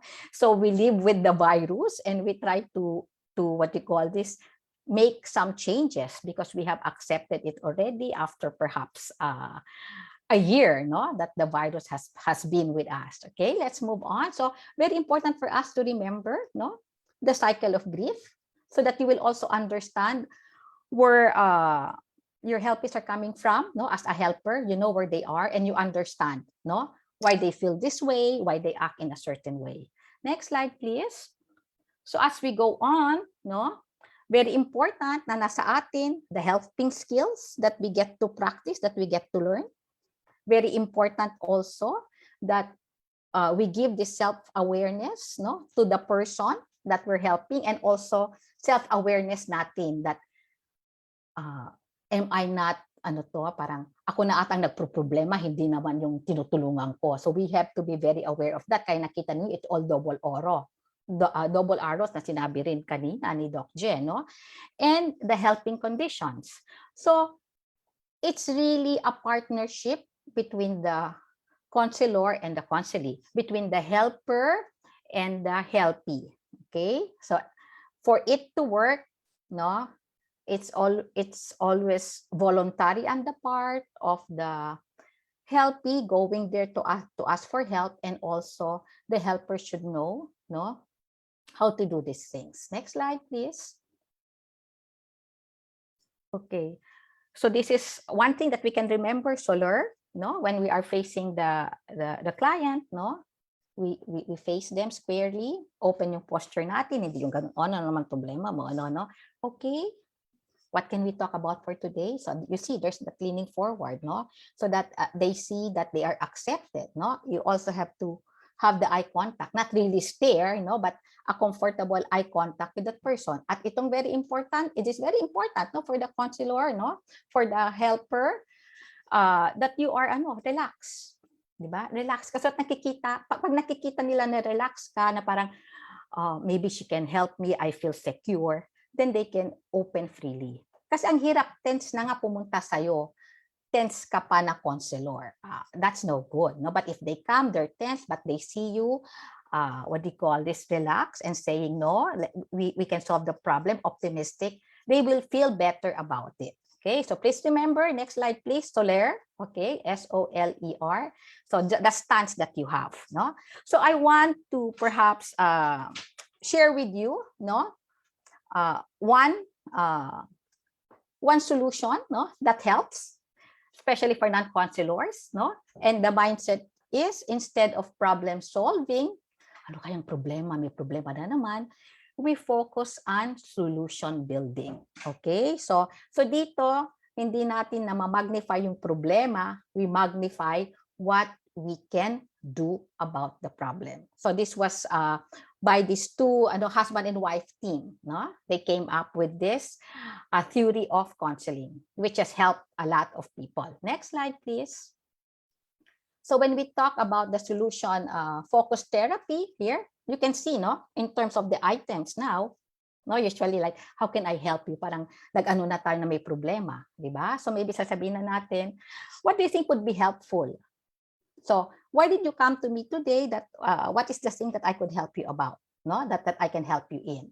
Okay, so we don't talk about what is the problem. What would you like to change? Okay, see, so it's not that problem that you're talking about, no?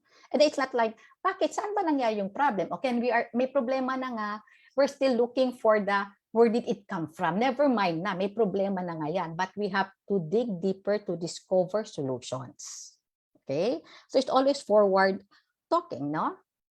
And then again, it's not like, tell me more about the problem. We say, what are the things na, anong pwedeng gawin na hindi na ito problema? When is this not a problem? Okay, now you're always talking a problem. When is it not a problem? So see, it's really a change of mindset, no? And you will really need to practice this because we have been so used to always focusing on the problem. Okay? And then we're talking about how many sessions kaya dito, baka matagal, mukhang ganito to. Tayo, it's not, no? Because again, iba-iba yung pag-heal ng iba-ibang tao. And later on, we will know, maybe one session with you, it was okay. Nakita niya na, oh, kaya ko rin pala to. I have pala strengths. I have this strength from the positive mindset. Maybe 2 sessions, 3 sessions would be enough for this person. And this is very important, no? When we're talking about helping others. Sinabi na nga kanina, kulang na nga yung guidance counselors, psychologists, and all. So the best way we can do is to empower, no, the people that needs our help, empower them so that on their own, no, they can help themselves with proper coping mechanisms, no, that we help them with. Next slide, please. So when we look at this, no, when we talk about solution focus, no, it is committed to finding realistic, workable solutions for clients. Why we ask them, what do you think would help you? What are the things that you could do? Okay, that's why this is being used worldwide, no? And this is used by individuals, by family therapy, couples therapy, and it can address a wide-ranging problems, no? From normal stressors that was mentioned a while ago to high impact life events, a death in the family, a trauma. Sometimes we have the mechanism inside us to deal with this. But of course, what may be a limitation there, pag red flag na siya talaga, that was mentioned, no, na meron na siyang major depressive disorder, nandoon na yung 5 signs na sinasabi ni Dr. Jess, psychotic na siya, etc. This will not work for this person. So we're always there na bago pumunta doon, na naagapan na natin. And solution focused, no, would help in this way. Next slide, please. So what are some examples that we could do? Okay, next slide, please.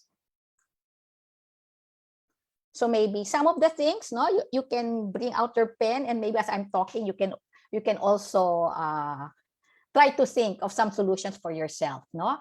So number 1, we have to build on success. So we don't think about failures, but we always talk about building on success, no? The strategies to help people focus on what they're doing well, rather than what is it that they're doing wrong. no? So very important. This is very important. So when the person comes to you, ay nako, kasi tamad kasi talaga ako. Kasi ito na naman ang ginawa ko. Oh, okay. But what are the things that you did well? What are the things that you did that prevented this also from happening?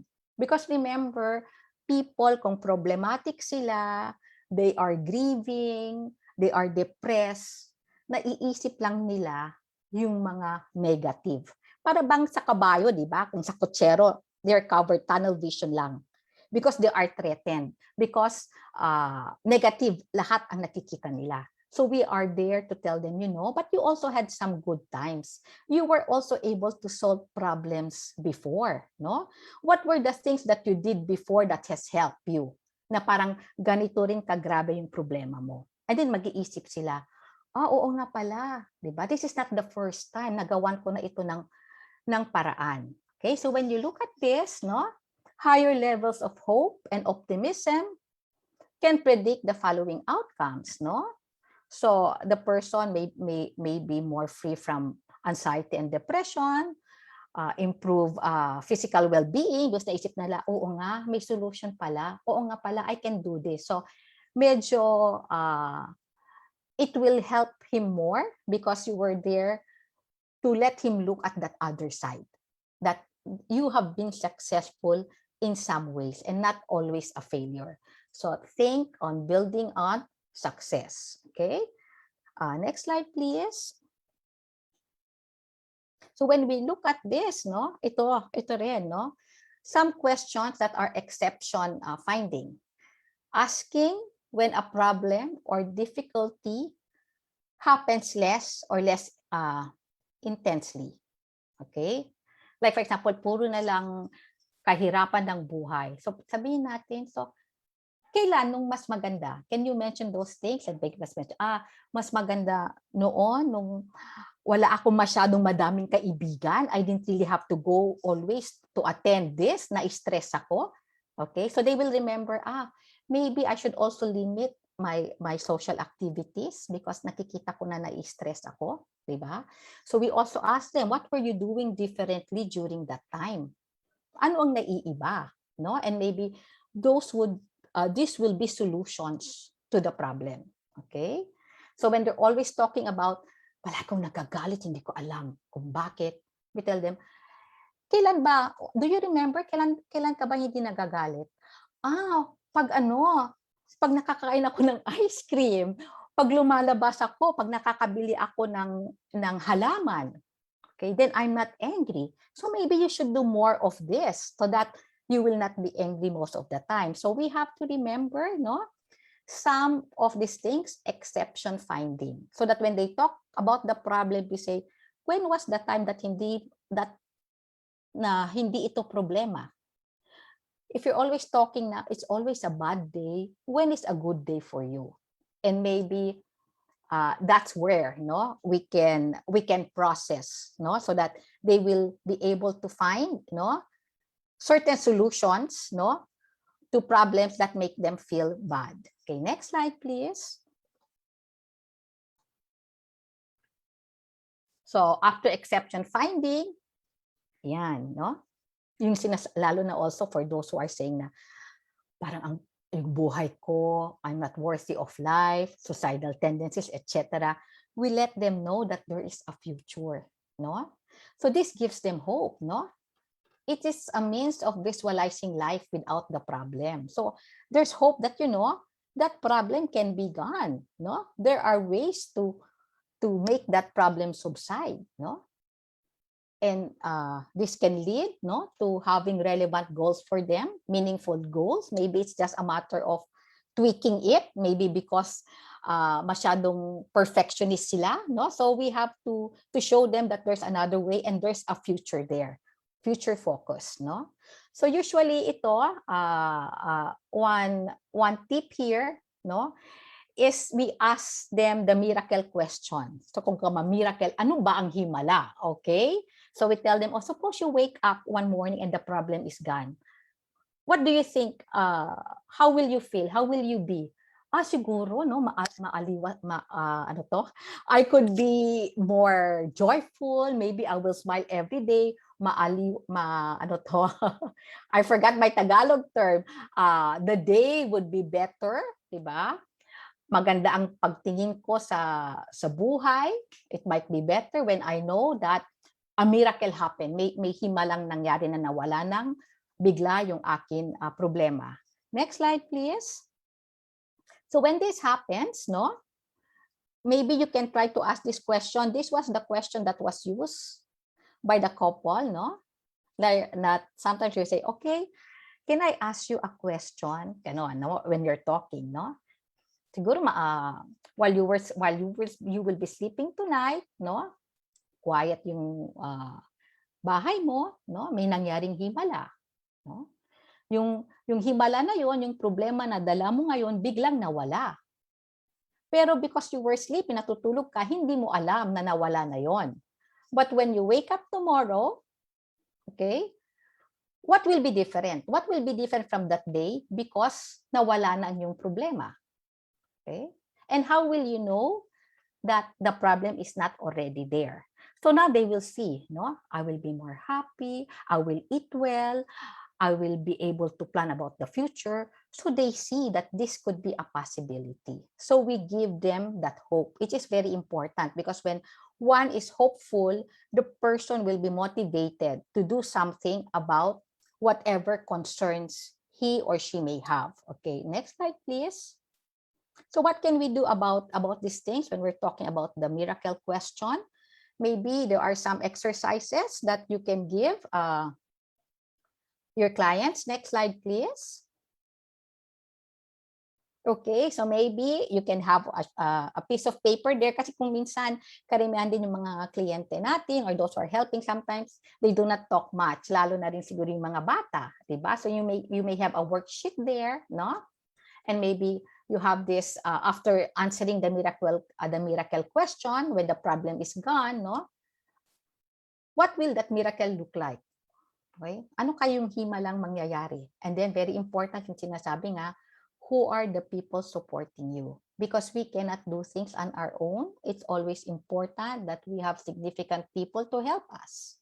Okay? And then when you look about it in your drawing, no, what are the things that you can put there? No? Can you show me how it looks like? Because sometimes for most people, parang mas madaling mag-drawing. It helps us communicate so that when they submit, they give you the drawing, oh ano to? Ma'am, yan yung akin, magbiyabiyahe na ako, makakauwi na ako dito. At pag uwi ko, nakaipon na ako ng pera, may bahay na ako. So you see, so that's when they see, wow, now if I don't really think about the problem, then I can look forward towards the future. Because if we remember the last time, diba? Sometimes we do not have control about things that are happening to us, but we can control how we think, how we act, how we feel about a certain concern. Okay, that's why that's the mindset that the counselor gives you. Next slide, please. So again, we can also have a solution mind mapping. No, you can have a piece of paper there, di ba? And then, if this is the miracle, if this will happen to you right now, no, biglang may himala, nawala yung problema mo, okay? What do you think would be the solution so that this miracle will happen? Okay, so they have a miracle there. I wish I would not always be very angry. Maybe they want their anger gone, right? So anger sa middle. And then dito sa likod, what will I do? Practice meditation. What do you call this? Maybe reflect. Maybe so maybe they can draw at the outside, no? What they can do to solve their concern, no? That to have that miracle happen. Okay, so we're not looking about the problem, but to make this miracle happen, what can you do? So they can write it down, draw it, because the more movement that you do, no, while thinking about your concern, it can be more enhanced, no, and it can move you more to really solve that concern. Okay, next slide, please. Okay, scaling is also one way, no. Scaling helps us understand as counselors Gano'ng kagrabe ba yung problema na yan sa taong ito? So maybe when they come to you, okay, ito yung problema mo. You're telling me that problem. Okay, from a scale to 1 to 10 or 0 to 10, gaano kagrabe yung problema mo? Okay, and then maybe you can request, pag sinabi niyang 5, okay, middle. Pag sinabi niyang 10, nako, malala yung problema na to. So it helps you in a way scale, no? Look at it. And that gives also a certain assessment, not only to the counselor, but also to the helpee, no? Kung saan siya ngayon. And when we talk about scaling, next slide, please. Forward. I think we have to go to the forward pa. No, we're going back. We're going back. Okay, so we can also look at this. Okay, from scaling, we can have this. Or may ladder ako dito. Can we go back to the ladder, please? Okay. Kung may picture ako ng ladder, this would also be good, no? Saan ka dito? So sometimes, very important din that we have a visual for our clients. Saan ka dito? Sa 5 ka ba? Sa 4 ka ba? Okay. Now, pag ginawa mo to, for example, sinabi mo yung problema mo is 10. Diba? So talagang malala yung problema mo. Ano kayong gagawin mo so that yung 10 na yan magiging 7? Okay? So that yung 7 na yan magiging 5. So we are putting it on a scale. We're telling them, no? What will happen if you're 7 pagkatapos magiging mas malala that you will go to 9? Ano ang ginawa mo at naging 9 yan? So they will already think, ay nako, baka kasi inisip-isip ko na naman yan, hindi ako nag-relax, kaya nag-9. So they will themselves, no? They will think for themselves, no, what are the things that I can do so that in this ladder, I may either go up or I may either go down. So you're already empowering them, no? That because of these behaviors that you do, you can either do better, right? Or you can either do worse. So you see, you're not the only one there, but you are really, no, motivating, encouraging, no, the person to change and to see things, no, in a better perspective. Okay, next slide, please. Okay, so again, these are some questions that could help you, no? Where would you say you are today when they come to you? Saan ka ngayon? Sa ladder na yan? Or you can change it. You can make it into a bottle of Coke or whatever, then put numbers, no?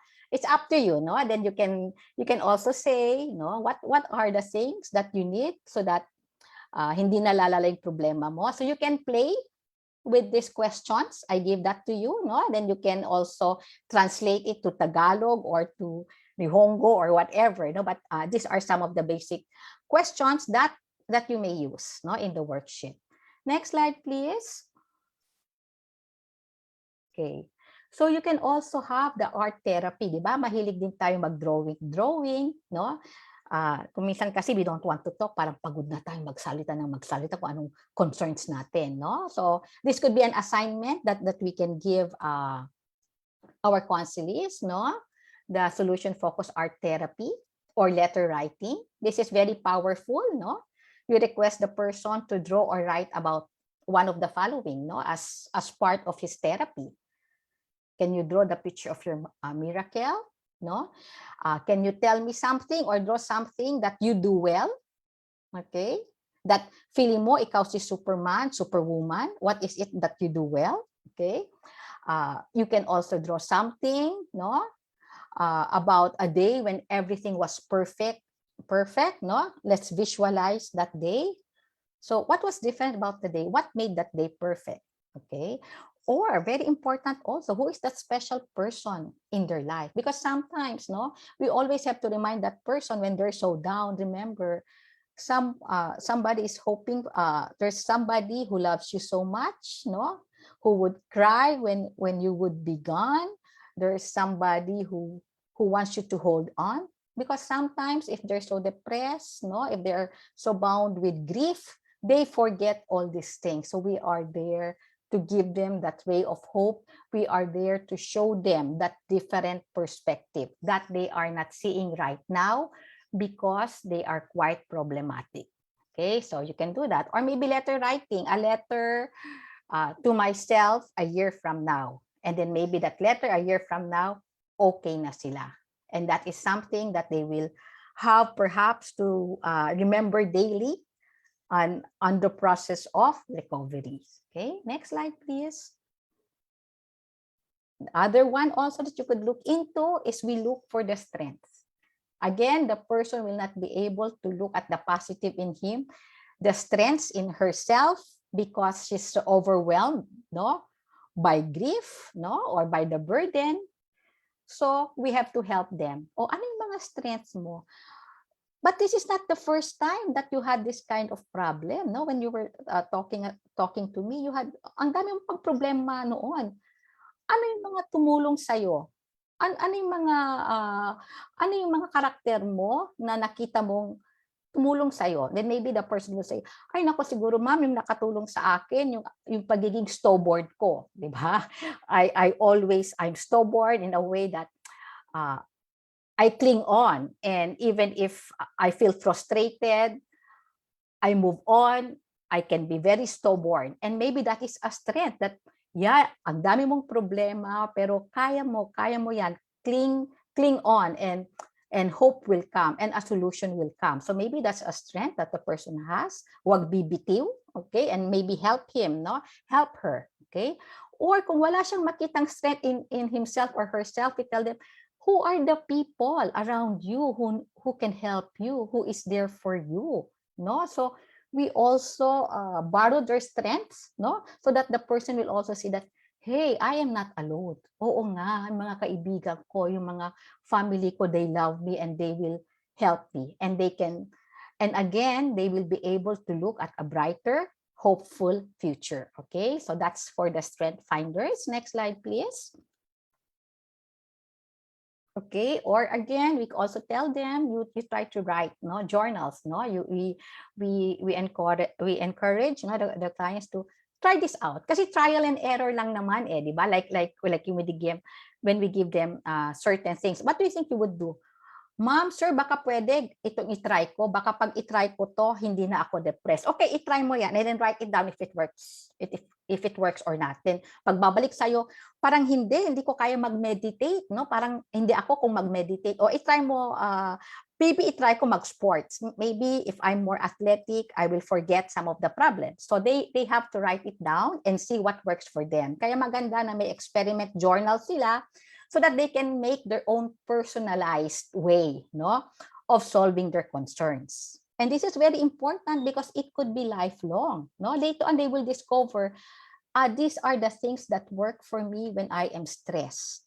Okay, then they can have their own journal that they tried out and they were able to experiment with different ways until they find out kung ano yung best practices para sa kanila. Okay, next slide, please. Okay, so when we look into this, no, when we look into solution-focused brief therapy, no, it's a problem-free talk. So the person may come to you, itong problema ko, pero sa'yo, look at it na, it's not a problem. No? Kaya we don't say, anong problema mo? Anong problema mo? What are the things that you would think of upang hindi na yan problema? So that's how, no, we do this thing. So again, it's a change of mindset. Okay, and we also look into that miracle question. So we look into how the future will be different when the problem is no longer present. Okay, and we look into exception questions. There are always times when the identified problems is less severe or absent for clients. So when is the time na wala itong problema? So we talk about it. No? And we also talk about coping questions. It is designed to elicit information about clients' resources. No? What can they do that they might not have noticed, but we help them check on this so that they know that, may mga coping style pala ako. And we should also have that assessment, no?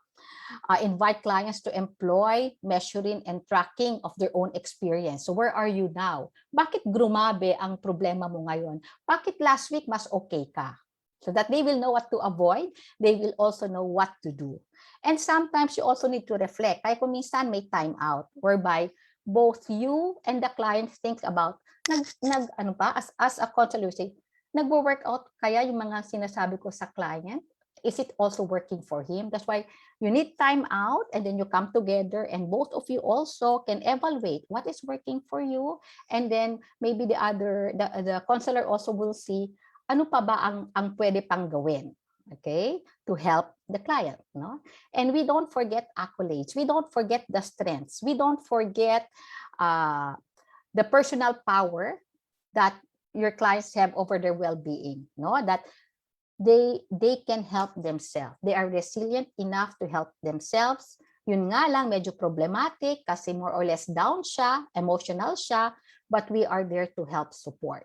Okay, and we also give them homework. Okay, so task, no? The homework task is discussed at the end of the session. Like task, okay, i-try mo to ha, mag-experiment ka, check on what works and write it down. Or you give them that art therapy, what is that miracle that you want to happen and what will you do about it? Then let's talk about it when you come back. Mga ganon. So these are some tips that I can what do you call this? I can share to you, but you will need practice, no, among yourselves, no, so that you will be comfortable doing this. I think this is the last slide.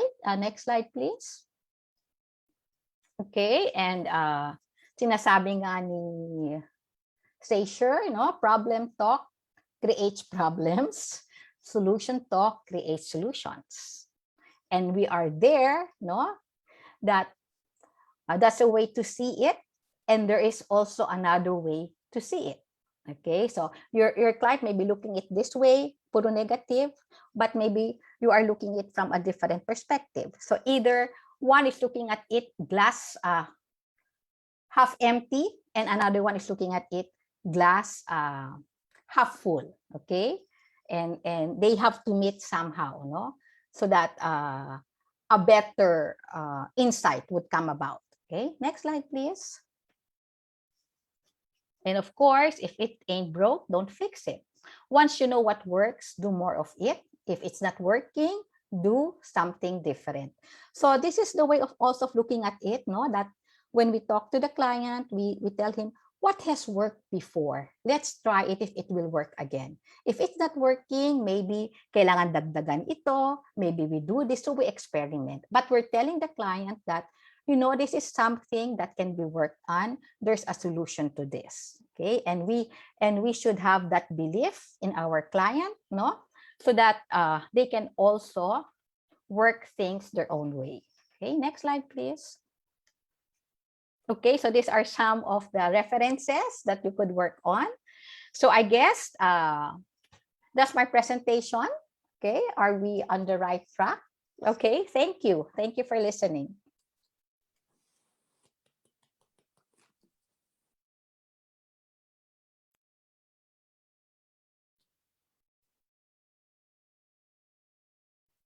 So kailangan lang i-practice, no? You practice those things, mag-role play kayo among yourselves, no? And until you get comfortable with it. Okay, thank you. Hi, Doc Jeff.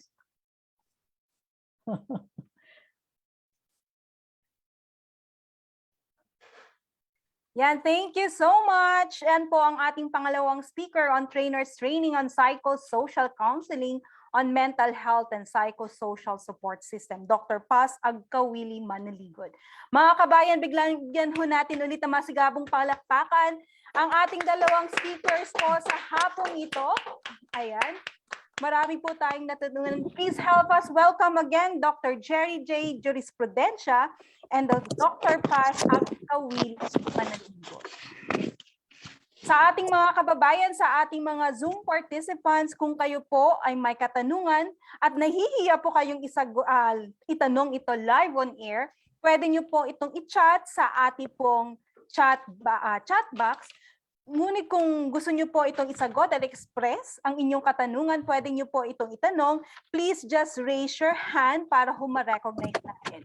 Sa atin naman mga Facebook Live viewers, kung kayo po ay may katanungan, maaari lamang nyo hong i-chat ang iyong katanungan sa ating comment section. Ayan. So meron pa ho tayong mga katanungan from our Philcom. Parang naging tahimik po muna yung ating mga Philcom leaders. and members at nagmuni-muni po.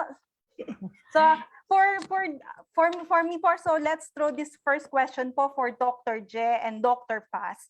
With regards dun sa sinabi natin on psychosocial counseling, on our layman's term po, ang pagkakaintindi natin, it's on giving advice.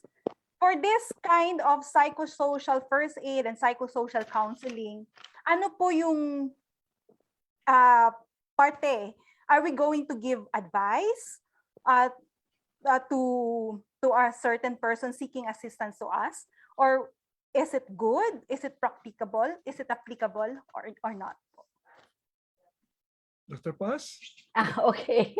Okay. So when we look at it, different ways yan, no? But usually the belief of counselors, no?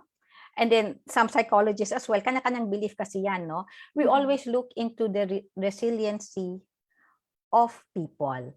That part whereby they will do everything to help themselves. That's what we call the survival instinct. Okay? And usually, even if we say we are psychologists, counselors, we know something on the theory of people, it's best that we hear from them. Okay, so we hear from them, so they tell us this and that, and sometimes we help them. So what do you think is the best way to do things? Diba? Kasi kung minsan pag sinasabing gawin mo to, lalabas na naman na napaka-dogmatic na naman. Sa bahay namin, always gawin mo to. Diba? As if you know everything, right? But if you say, what do you think would be a good idea? What do you think would happen? So you're letting the person think for himself, no? Okay. And see what is possible, what is doable from his or her environment. Because we don't know what is really happening to that person. We are not in his or her position. So that's the respect that we give them. Okay? It's easy to give advice, but it's important we hear from them, listen. And when we listen, we already know, no? What the person might do. Because di ba tayo sometimes, kung minsan alam na natin kung anong gagawin natin eh. Kaya lang, we talk to the person, ano kayong gagawin? Because we just want also to get that, that validation. Okay. Di ba? Yeah, so that's my take on the matter. Yes po. Thank you, Dr. Paz. Siguro ang dagdag ko lang, Miss Ling, maganda yung ginamit ni Dr. Paz na approach na SFBT kasi ang principle niyan is the client is the expert, not the counselor or not the crisis helper. Kaya nga iba ang advice giving sa counsel. Pag sinabi mo kasi advice giving, ang nag-a-advise siya ang expert. Hindi ba pag tinatanong ka anong advice mo, ito gagawin mo ha? So you are coming from the point of view, ikaw ang magaling, you are the expert. Ang humihingi is the patient, taga-receive lang siya. Unlike sa SSBT, kinikilala ng SFBT approach na binigay ni Dr. Paz, na ang nakakaalam ng problema ay yung tao mismo may problema. Yeah. Ang ikaw ang nakikinig, wala kang alam eh. Ang sa iyo is hula-hula lang, estimation lang kung anong dinaanan niya. Pero ang makapagsabi ng problema at kung saan siya ay yung taong may problema mismo. Kaya hindi ikaw ang magsabi kung anong gagawin niya kasi siya yung nakakaalam, ikaw yung nakikinig lang. Yeah. So by respecting your friend because he or she knows her problem better, then she will be the one to help herself. Ang mabigay mo lang is, I am here for you. Kung ano man ang gagawin mo, at least alam mo na we are supporting you.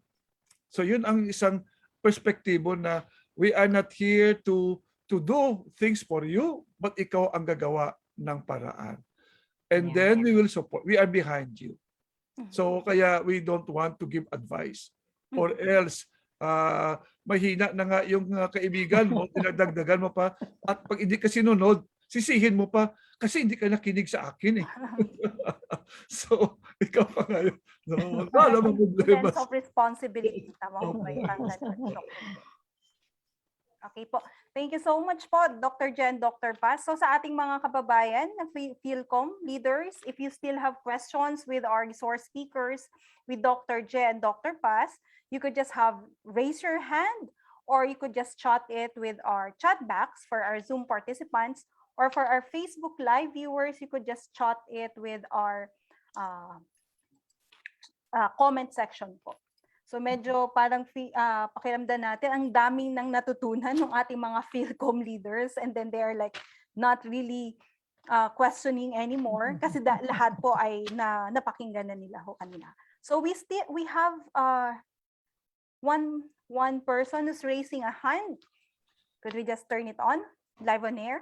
Yes, okay.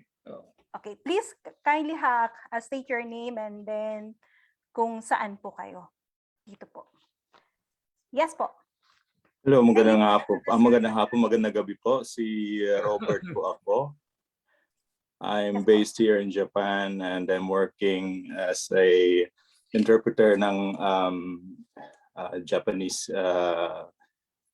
supervisor organization. So my question is, before muna ako tackle dito sa question ko, I'd like to state my gratitude to this very, very effective webinar na I didn't know existed pala, na talagang magagamit ko for the next day, bukas, at my work. Thank you very much to both our resource speakers. I'm very grateful. Dito lang sa isang comment ko lang po, dito kasi sa pinag-usapan nating solution to the problems and listening to the yung mga nangangailangan ng tulong, most of the problems kasi na binigay nating example is yung tao mismo ang nakakaalam kung ano yung problema nila. And most of the examples given were like yung mga bagay na nangyari sa kanila, and then that's it. What if there's a particular person yung causing ng problem, like continuously, like maybe like bullying, something like that? Kasi dito sa Japan, most of the problems are based on language and cultural differences. And meron tayong sa tingin natin sa Pilipinas is the right thing to do. And without any masamang intentions, yun ang ginagawa ng mga kababayan natin. And unfortunately, sa mga mata ng mga Hapones ay is totally unacceptable. And from there, doon nagsimula yung mga hindi pagkakaunawa, hindi pagkakaintindihan, and then life goes on. They continue working, and yung discrepancies builds on top of the other until such time na the reaction from the Japanese people ay hindi naman lahat ay to the extent na pinapahirapan nila yung mga kababayan natin, kumbaga sort of parang bullying yata ang sinasabi ng mga kababayan nating Pilipino dito sa akin. So I was wondering is if kung anong pwede nating gawin sa mga problemang tipong ganyan na caused by other people. Yun lang po. I don't know if my question really makes sense. Thank you. Okay. Thank you so much, Mr. Robert. Okay. Okay po. Yes po, Dr. Je, could you have it first? Me first, Dr. Paz. Yes po. Yeah. Okay, then Dr. Je can look into it. So I guess when we look at it, it's really more of the cultural differences, no? So maybe we can find a way na preventive muna, no? Maybe, I mean, this has happened now, but you see that it's a problem. So maybe we do something about it first, no? Generally, to avoid this in the future. So maybe, I don't know if really an orientation would be very important so that those who would come in na next, or maybe for those who are having this problem, they know that it's not personal in nature. That it's not really, I mean, it's not them who did wrong. Culture differences lang. Diba? Iba lang yung pananaw nila kasi ito yung kultura, iba rin tayo. And like we said, when you're in Rome, do what the Romans do, okay? So we really, very important that they also understand this, no? And maybe to prevent it in the future, I don't know if there are some offices whereby enhance more again, reminding them, no, of these things, so that this would help a lot, no, in avoiding concerns later. Okay, that's my take on that. Okay. Actually, the Philippines is already doing that, sir. No? Meron tayong pre-departure orientation. Ang problema namin kasi minsan ng mga Pilipino, excited sila, hindi sila nakikinig. So, what they expect when they are in another country, they still think na they are just still in the Philippines. Kaya minsan, they ignore it, and then once they are in another country, that's the time they realize, ay, problema pala ito. Hindi ko, saan ba ako noon na sinabi? Absent ka yata. Kaya una-una pa lang doon, I think that should be emphasized. No? Na before you leave the country, expect na the other country of destination does not share the same culture. Lalo na pag Muslim o lalo na sa Kwan. No? So don't say na they will follow you. The fact that you are going to work there, they expect you to follow what they practice. So ang challenge now is for the Filipino to abide and to adjust. And then perhaps if ever there is a problem, I think there is also a mechanism. Granting na orient na, alam niya. So you sabi ni Dr. Paz, don't take it personally. And then perhaps you can make an appointment. Kasi alam ko naman na may mechanism din ang kumpanya eh. Sir, can I talk to you? No, wag mo naman ating i-apply mo yung passive aggression, no? Tatahimik ka lang pero sasaksakin mo na sa pag lumabas sa bar, doon mo na sa tambangan, or lilipad na lang yung lamesa kasi agalit ka na. Yung assertive aggression is let's meet halfway kasi baka ang paningin ko number 6, ang paningin mo pala number 9. And both of you are right. Kasi if you look at our culture, it may be bullying, but if you look at their culture, it may be acceptable. And they want you to assert. So siguro, that's from there on, if they hear your side, perhaps you can meet halfway. So saan tayo magkikita kung saan we can agree? Agree to disagree. Kasi not all the time you also agree. So we can agree to disagree and then leave it at that. No? And whoever can help, kung hindi talaga malagyan ng solusyon, then you can always opt to transfer. Kung sa tingin mo hindi mo na kaya ang trabaho, lilipat ka na lang. Hindi ka naman sinabihan nga magpakamatay ka dyan. Alam mo na hindi mo kaya. So, just ask for a transfer or you ask the help of the people in the embassy. You call Attorney Barwin or call the interpreter. Baka alam mo kung paano ang pagkaintindihan, mali pala kasi nagsisimula siya palang mag-aaral lang patapos sa iyo pala, iba pala ang nuance. Parang sa atin din dito, pag sinabi mong bayot sa kabilang lugar, iba. So ganun din, no? Kasi language is really evolving, very important. So we have to also understand how they use their language, what context, what is the meaning. And they are very particular kasi sa seniority sa Japan, the senior, you have to respect. No? Ang younger age ka, wala ka magawa. So siguro ganun, panood ko yan sa Japanese drama. So, Korean drama. Na kahit 30 years old ka na, kinukurinat ka pa kasi older sister yung kapatid mo. So they will ask your age, ano bang edad mo? So minsan hindi natin alam yan. Akala mo may right ka lang. But for them, seniority is still very important. So you have to consider that when you are in the country. That's it. Okay, thank you so much, Dr. Thank you Jen, very Dr. Paz. Hopefully po, it would enlighten also your po sa inyo, Mr. Robert. Yeah, sure, very much. It added a lot to me, especially for methodically solving problems that are not your problems, and try to protect yourself to not be infected by the problems that you are dealing with. Thank you very much. Appreciate it very much. Thank you. Thank you so much, Mr. Robert and Dr. Jen, Dr. Paz, so helping to solve problems that it's like not really your problem. It's just like more of like empathy with the other people, and especially with your co-Filipino folks. So katulad nga as a rejoinder po sa sinabi ni Dr. Je, we do have like a program with the Department of Labor and Employment and also with the Overseas Workers Welfare Administration. In the Philippines po, we do have the pre-departure orientation seminar. And also here in Polo Tokyo, we do have the post-arrival orientation seminar. Kaya nga po ang sinasabi natin sa ating mga Filipino workers, employers and agency, that is also like a cultural differences, the do's and the don'ts here in Japan, for us to know it and for us to be aware of it. Para medyo clear po sa atin kung ano hong pinupuntahan natin dito. So are there any questions po or from our Philcom or chat or something like that? So for those who would like to review our discussions po, our discussion is streamed live at Polo Tokyo. So you could just like review it, record it, and then for the presentation, you could just also seek the presentations in our official Facebook fan page, that is again, Polo-OWA Space Tokyo. I think at this point, wala na pong tanong ang ating mga Philcom. Ayan, Filipino community leaders, agency representatives, and members.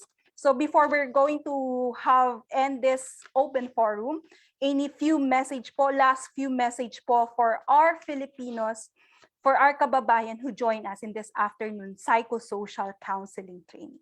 Shall we start po with Dr. Jer or with Dr. Paz? Could we have Dr. Paz? Okay. Yeah. Message. Okay. So again, thank you for this opportunity. I'm so happy to be able to share with you and to be with you. And just a thumbs up, as long as you have the heart to help people, you're interested in people, this will flow smoothly sa inyo. So don't worry na parang ang dami ko dapat i-remember, di ba? Yeah. Just remember, just be in the relaxed position, relax ka lang. Parang when the person comes to you, you have the impression na, no, that's okay, we can solve. So that they will not already be more tensed, okay? And I guess you will need to practice some of the skills here. And I'm sure this will be lifelong for you. No, you imbibe it in you, and it will come naturally. So I wish you all the best, okay? And thank you also for being part of that volunteer group. Thank you. Thank you, Dr. Paz. Yes po, Dr. J. Mahirap itong pantayan ang Polo-OWA. Pinataas nyo ang standards. Mahirapan itong ibang mga polo to follow your lead. But at least you initiated the activity. And I hope they will follow. Because what is at stake is not just simply the image of the embassy, but the image of the country. And above all, it's the people that we are helping, our kababayan. So we are here for them, and I'm so happy that this program is existing, and at least they will be assured that they are not being neglected by their embassy, by their country, that wherever they will be, your kababayan, your bansa is still there to support you, as long as you are also willing to help. And we encourage you, it's good that you're also bringing bacon to the country. Your work in other countries is also a help in the economy of the Philippines. So yan, kaya lang may mga pros and cons. May pera nga, minsan naiwan naman ang pamilya. At saka siyempre may mga hindi maiwasan. Pag sinabing stress, anything that you want to change really involves stress. However, it can be good or bad. What is important is that you're aware, yung sabing dito, Paz, and you can do something about it. And the skills and tips that we give will not only help you, but will also help your fellow kababayan or wherever you will be. So thank you for this opportunity. Thank you so much, mga kababayan. Bigyan po natin ng masigabong palakpakan ang ating pong dalawang speaker sa hapong ito on Trainers Training on Psychosocial Counseling or Mental Health and Psychosocial Support System. Kabayan, bigyan ho natin ng masigabong palakpakan Dr. Jerry J. Jurisprudencia.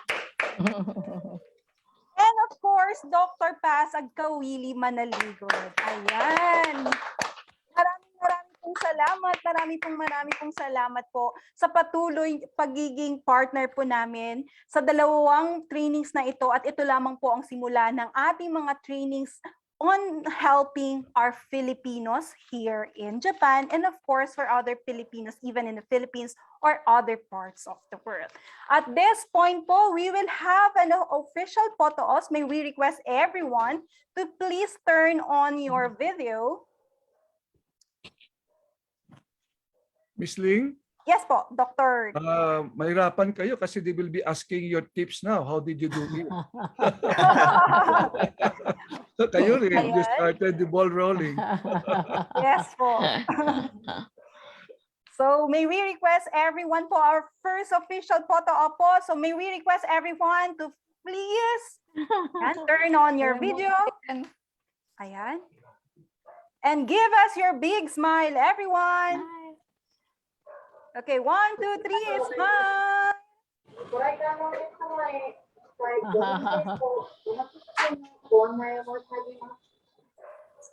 And 1, 2, 3, again, smile.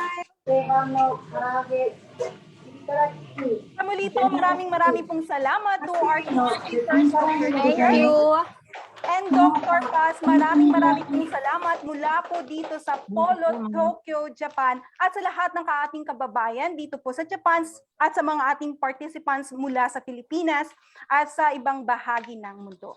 Bago po matapos ang ating talakayan sa hapong ito, at katulad nga po ng sinabi ni Dr. J, ang Polo Tokyo po ay nagbibigay ng bagong programa at proyekto para sa ating mga Filipino workers. At sa hapong ito po ay magkakaroon po tayo ng launching sa isa namang programa na handog ng Philippine Overseas Labor Office, Tokyo, Japan. At ito po ay ang Nihon Bagong Bayani OFW Diaries. Ito po ang unang episode na handog ng Polo Tokyo, Japan. Kabayan, ito po, panoorin niyo po.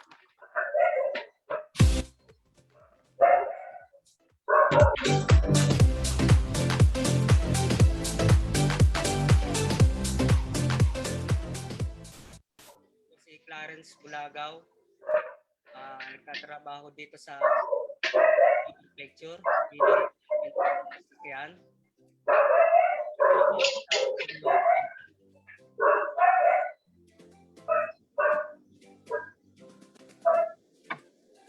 Para po sa akin, ang nagtulak sa akin ay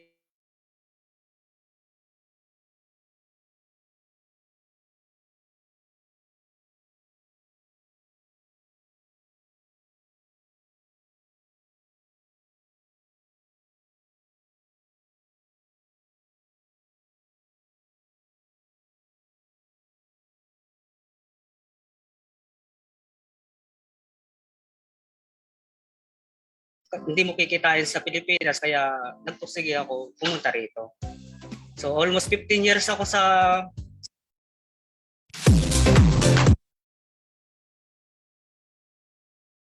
Handog ng Philippine Overseas Labor Office, Tokyo, Japan, ang isang proyekto para po sa ating kababayan. Naway ito'y mabigyan ng inspirasyon sa ating mga kababayan dito sa Japan at sa lahat ng bahagi ng mundo. Kabayan, ating pong tunghayang muli ang OFW Nihon Bagong Bayani OFW Diaries.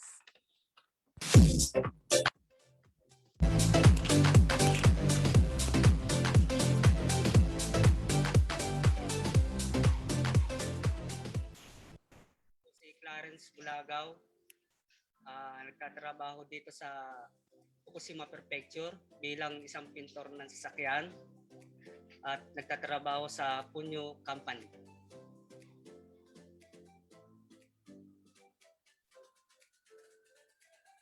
Para po sa akin, ang nagtulak sa akin is yung pangarap ko sa pamilya ko. So sa hirap ng buhay sa Pilipinas, although may maganda akong trabaho sa Pilipinas, pero hindi naging sapat sa akin yung kita at yung hindi ko maibigay ng maganda sa mga anak ko, sa pamilya ko, yung gusto nila. So, yun ang naghimok sa akin patulak dito sa Japan. Kasi yung kita dito, hindi mo kikitain sa Pilipinas, kaya nagpursige ako pumunta rito. So, almost 15 years ako sa sa trabaho ko sa unang company ko, pero hindi ko masyado siyang naramdaman. So nag-decide ako na magtrabaho dito sa Japan para maibigay ko naman yung gusto ng mga anak ko, saka yung may mga pangarap ako sa mga anak ko na gusto ko ibigay sa kanila.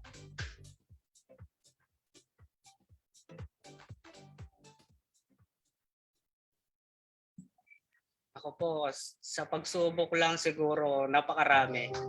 So, unang-una, yung nag-aaral pa, nagtatry pa akong na mag-apply sa recruitment agency namin. So, nandun na yung mga struggle na hindi ako makukuha. So, nung nakuha ko, nandun yung requirements ko naman na hindi naging maayos. Maraming mga balakid, katulad ng passport ko. Paalis na ako pero hindi pa naayos yung passport ko. Gawa nga na sa birth certificate ko, mga etc. Maraming problema. So, pangalawa, nag-aaral ka ng Nihongo na 3 months. So, pati yung pamilya mo, iniisip mo sa pag-aaral mo, iniisip mo, pati yung pera ba, yung panggastos nila, iniisip mo kasi hindi ka talaga makakapagtrabaho. So, utang dito, utang doon, kahit saan, yun ang mga naranasan ko. So, talagang malaki ang mga naging balakid sa akin. So, unang-una nga yung pinansyal. So, pangalawa, nung napunta na ako dito sa Japan, nalagpasan ko yon. So, meron na namang balakid sa akin pagdating. Yung ano naman, yung lungkot. Kaya nga, naiwan mo yung mga anak mo, pero maliliit pa, hindi mo sila, kumbaga, mahirap mahiwalay sa pamilya eh. So, nandun yung pagtsatsaga. So, inano ko yon, yung nilabanan ko, lungkot.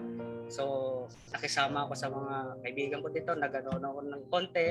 Tapos, yung mga kasamahan ko ng mga Nihonjin, siyempre sila nakikipag-ano din naman sa amin. So, nawala na ng gano'n. Bagos nagambati lang sa trabaho, focus sa trabaho. So, unti-unti nawawala.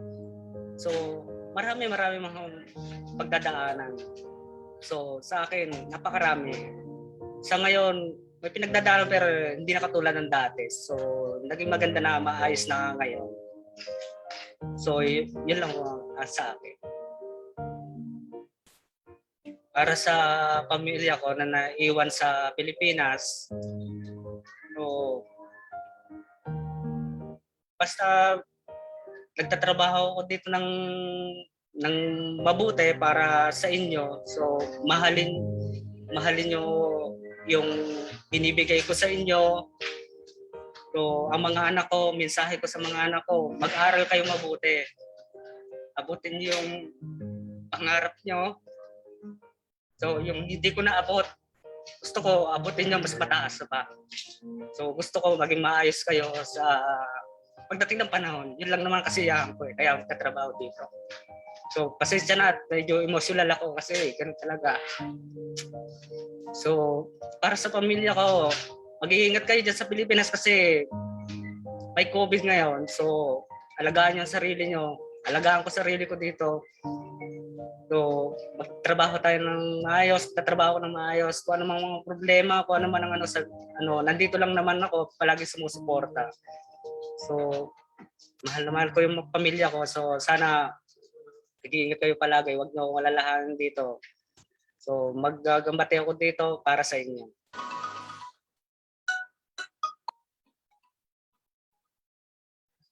So, unang-una po nung pagpunta ko po dito sa Japan, so unang-una pong pinagawa sa akin ay yung mag-register ako through online PAOS.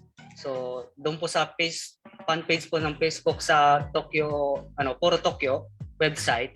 So, makikita po doon yung online PAOS. So, kailangan po natin na mag-register doon kasi marami po meron pong mga guidelines.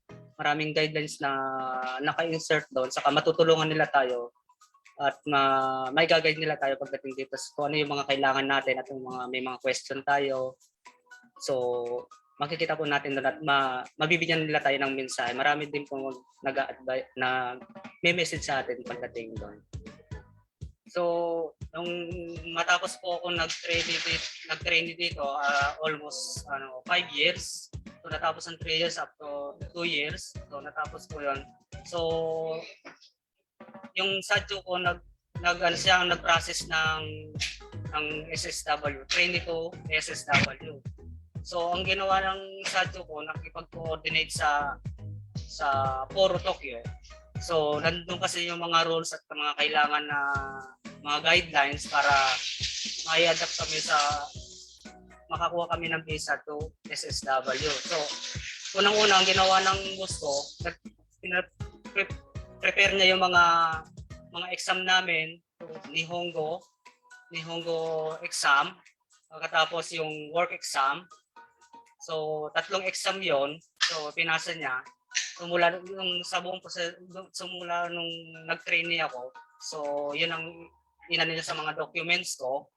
So yung last na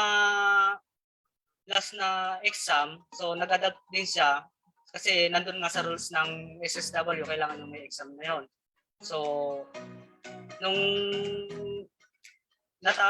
natapos na yon, so para maaprubahan yung SSW. So ang poro kasi ang ginawa niya, so tinignan niya ang kumpanya kung sumusunod ba sa mga rules and regulation nila. Tapos kung tama ba yung binigay sa aming sweldo, tama ba yung mga benefits na binibigay sa amin, so tama ba yung pagkakaltas na ginagawa sa amin, at yung ano ng kumpanya na pagtatrabaho namin dito ay hindi ba ganun ka-hassle o kumbaga hindi siya maganda.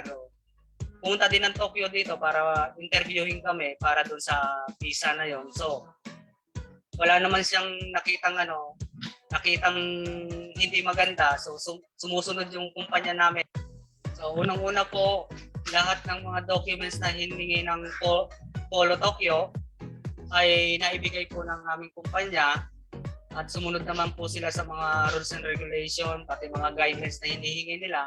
So kaya po naibigay sa amin at nai-award ang SSW mula sa Poro Tokyo.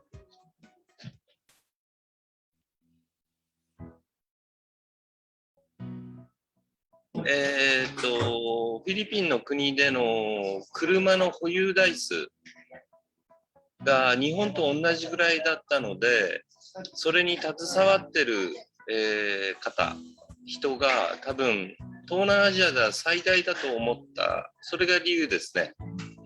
それだけ人材が豊富だということが一番最初の理由です。送り出し機関のフィリピンの方の AAA の方から推薦された人をいろいろと見たんですけれども、その中で今働いている方に関しては非常に真面目ですごく気さくでとてもいいというかこう働き者ですね。ですから今うちのスタッフの中でも非常になくてはならない存在になっています。そうですね、定期的に当社の方に、今雇用はしてるんですけれども、コロナの問題で今中断してまして、これはフィリピン政府と日本政府の方で早急に話し合ってもらって、従来のような形を取っていただくのがベストです。ただこの問題に関しては私の一個人では解決できない問題ですので、ぜひフィリピン政府と日本政府の方で話してうまくできるような状態を作ってください。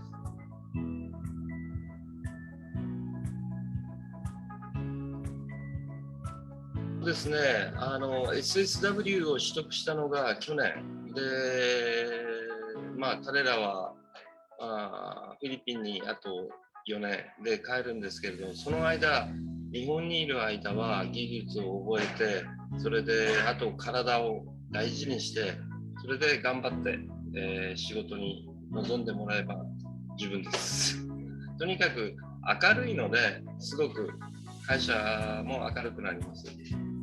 ただね、家族と会えないのが少し心配かなとは思うんですけれども、その分2人とも明るいので大丈夫です。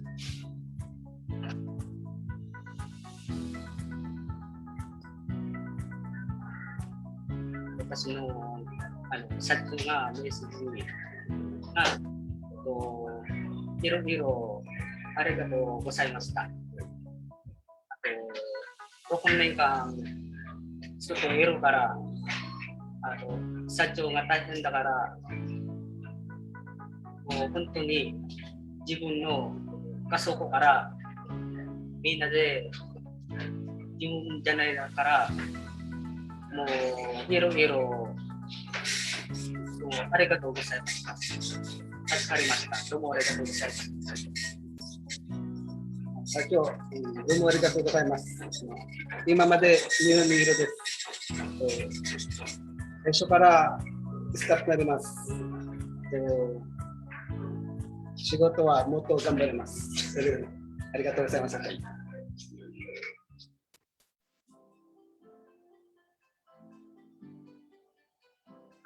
Muli po, ako po si Clarence Bulagaw na nagtatrabaho dito sa Punyo Company sa Fukushima Prefecture. Mula nag-trainee hanggang sa naging SSW. At meron po akong kasama na mula trainee po naging SSW na katulad ko rin na si Roderick Baloncio. Hello po, ako nga pala si Roderick Baloncio. Nagsimula rin ako sa trainee. Hanggang ngayon is SSW at nagtatrabaho ako sa Punyo Company.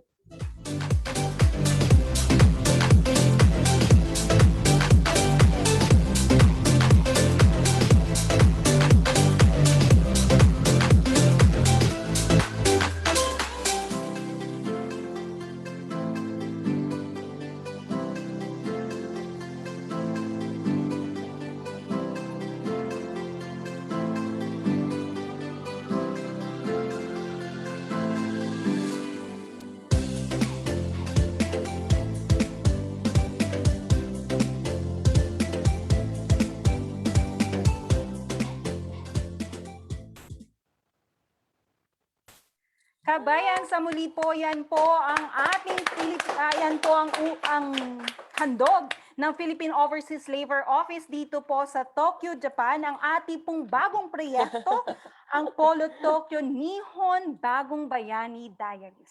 Sa lahat ng ating kababayan dito sa Japan, ang ating mga overseas Filipino workers at ating mga overseas Filipinos, kung kayo po ay may kwentong makapagbagdamdamin. Ayan. At kwentong inspirational para sa ating mga kababayan. Ito po ay inaanyayahan po namin kayo na i-share ito para mas marami pong ma-inspire na ating mga kababayang OFW. Correct. At sa dakong ito po, magkakaroon po tayo ng closing message with our very own Welfare Officer of Polo Tokyo, Japan, Welfare Officer Ami B. Crisostomo. Thank you so much, Ling. Magandang malamig na gabi po sa lahat mula sa Japan. To Doc Jerry and Dr. Paz, maraming salamat po sa pagpapaunlak muli sa amin na kayo po ay makasama namin sa 2 segments ng ating psychosocial counseling.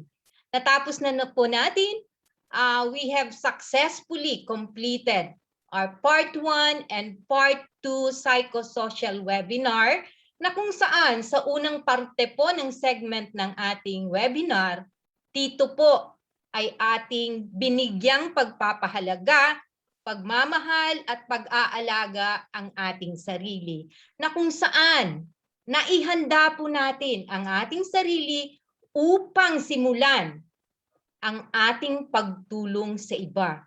This afternoon, naging topic po natin ang how to be a crisis helper.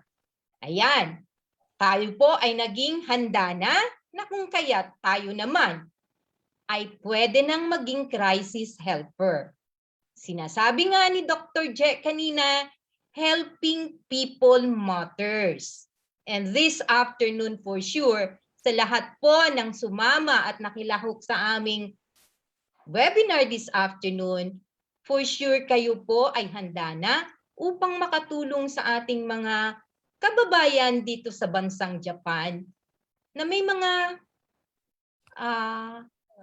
dinaranas na mga problema o mga emotional build-up na kailangan po nilang ng may makakausap And I believe sa ibinigay na lectures ni Dr. Jerry and Dr. Paz, it can really help us to become one of those listeners.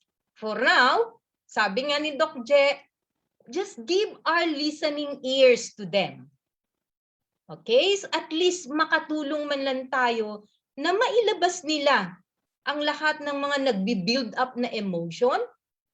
At pero take note, sabi nga kanina ni Doc Che, ni Dr. Paz, look into the resiliency of people and best to hear from them, not be a good advisor or advisor. Sabi nga, the client, sabi ni Doc Jerry, I take note of this, Doc Je. The client is the expert and not the counselor. Thank you for that, Doc Je. Muli po ay dinagdagan nyo ang aming knowledge. And for this, kudos po sa inyo dalawa ni Dr. Paz sa napakahusay ninyong pag-explain at pagbibigay sa amin ng mga ideya on how to really handle counseling with people with a heavy burden. At sa lahat po ng mga nagsidalo, nag-join sa aming webinar, sama-sama po tayo ha sa patuloy na pagbibigay ng tulong sa ating mga kababayan dito. At muli, kayo po'y inaanyayahan namin, meron pa rin po kami mga online trainings na darating. Sa susunod naman, it's more on a livelihood projects na kung saan po ito'y makakatulong sa inyo sa pag-reintegrate back ninyo sa ating bansa. Kayo po'y inaanyayahan namin, hindi pa ho dito matatapos ang ating mga online trainings. Meron pa po tayong 2 trainings which is slated on the month of November. So mga kabayan, patuloy lang po tayong makilahok. Join, learn. Sabi nga ni Ernie Baron, knowledge is power. Kaya sa lahat ng mga natutunan natin sa hapong ito, gamitin po natin ito. Muli po sa aking mga kasamahan sa Polo Tokyo, saludo po rin ako sa inyo dahil patuloy po nating ginagampanan ang ating trabaho sa bansang ito. Sa lahat po, maraming salamat po. Domo arigatou gozaimasu. Take it away, Ling. Kabayan, sa muli po, yan po ang ating welfare officer, Ma'am Ami B. Crisostomo dito po sa Polo Tokyo, Japan. At katulad nga po ng sinabi ni Well of Ami and the rest of us, Labat, for this November, meron tayong dalawa. The first one would be successfully sa November 7th ba yun, Yes Ling? po, November With the Department 7. of Tourism. Yes. Launching din yon. Yes, that would be the launching of a partnership with the Department of Tourism. Ito po, una po ang Polo Tokyo nung maglo-launch ng program na to. Grabe. Thank you, Neil. And the second one would be on the November 24th. And this one is with 24th? Department of 21st. 21st, Department of Trade and Industry, Yes. PTIC Tokyo. And this Yes. one is the Fiesta Franchise Online. Ang ganda. Yeah, we invited franchisors from the Philippines and of course from our franchise organization in the Philippines to bring the franchising investment here in Japan. At sa dakong ito po, para sa ating mga kababayan po na nakilahok sa ating training, sa hapong ito, inaanyayahan po namin kayo na magsumagot ng ating post-training evaluation. Ayan po, ipa-flash po natin ang QR code at ang link po para ma-improve natin ang ating serbisyo. At ito rin po ay ating i-email sa inyong mga registered email. Ngayon, ayan, we will have this one.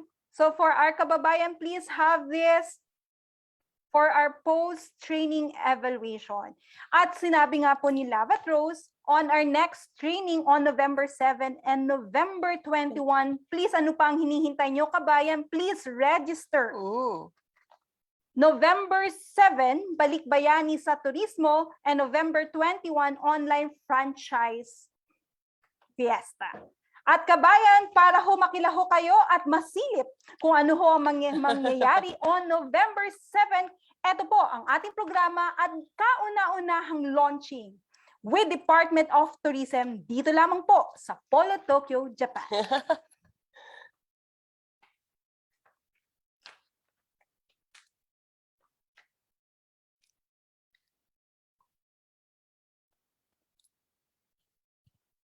Let's watch this video, mga kabayan! You know how to speak the Japanese language. Yeah. Ang ganda na opportunity. If you want to go back to the Philippines, may marunong ka mag-Nihongo, this is it, guys. Yes. For those are kababayans that would like to invest in tourism. Farm tourism, Yeah, Ling, my farm goodness. tourism. And then who would like to have be an operator, of like a bread and breakfast. And sa ating mga kababayan naman that who speak Nihongo or other foreign language, pero po kayo into tour guiding at maging expert po, pool of expert of the Department of Tourism with remuneration. Sa muli kabayan, ating pong tunghayan at tingnan, silipin ang susunod na ating susunod na online reintegration preparedness training kasama ang Department of Tourism on November 7.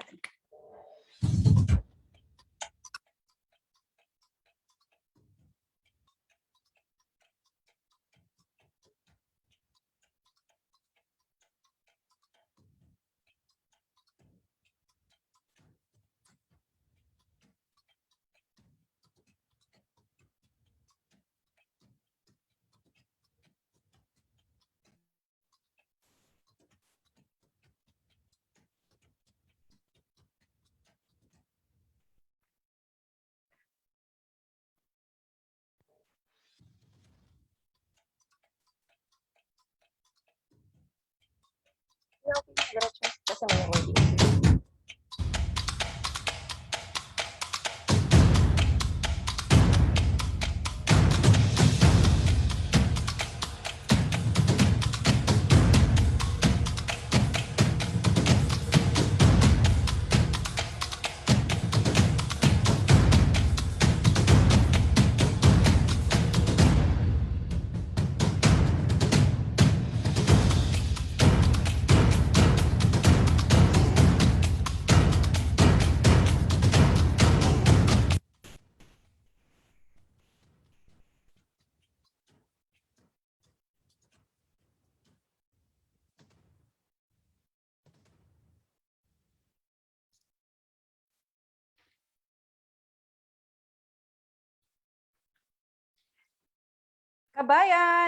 Kabayan po, that would be on November 7, 2021. Magkita-kita po tayo para sa Balikbayani sa Turismo, expanding opportunities for our overseas Filipino workers and overseas Filipinos po.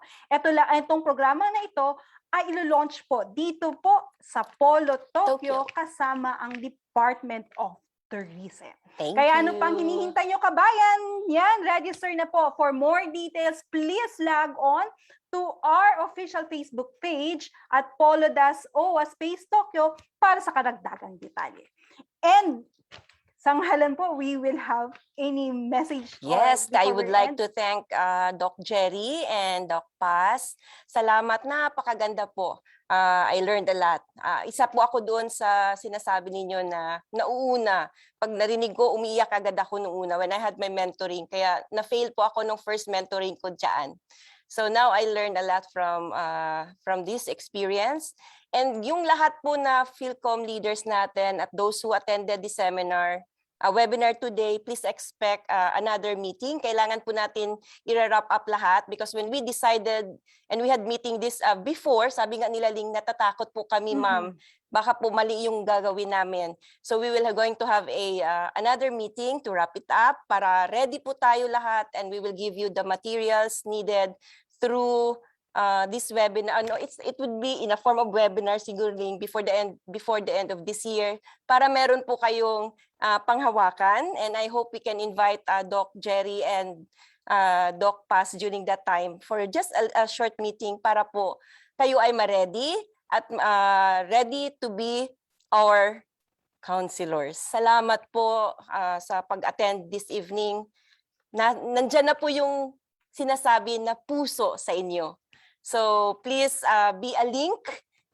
Make sure you know the FB official page of Polo Tokyo, our website, our contact details so that you can be the best link. Salamat po. Maraming pong salamat, Love at Rose, at sa ating kababayan na nakatutok po sa atin sa hapong ito, sa ating mga Zoom participants at Facebook Live viewers.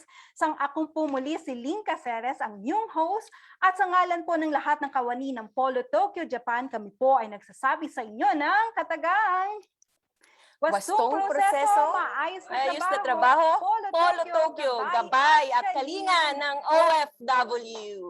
Salamat po. Kabayan. Thank you, John. Thank you, Patrick. Thank you, Louie. Thank you, Ling.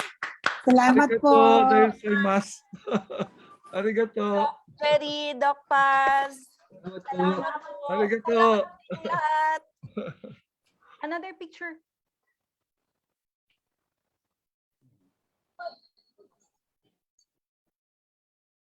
Could we have another photo po? Yeah. Could we request everyone please turn on your video? Oh, may picture taking pa tayo. Salamat watch sa aming mga new projects. Ang ganda sa inyo dyan. Christmas na, ano? Could we request everyone po, please turn on your videos and we will have another set of photo ops po. Maraming pong salamat. Yorushiko onegaishimasu. Okay. 1, 2, 3. Thank you. Thank you. Domo Salamat arigatou talaga. gozaimasu. Thank you very much. God bless. Thank you. God bless. Otsukare-sama deshita po, Dr. Jen, Dr. Paz. God bless po.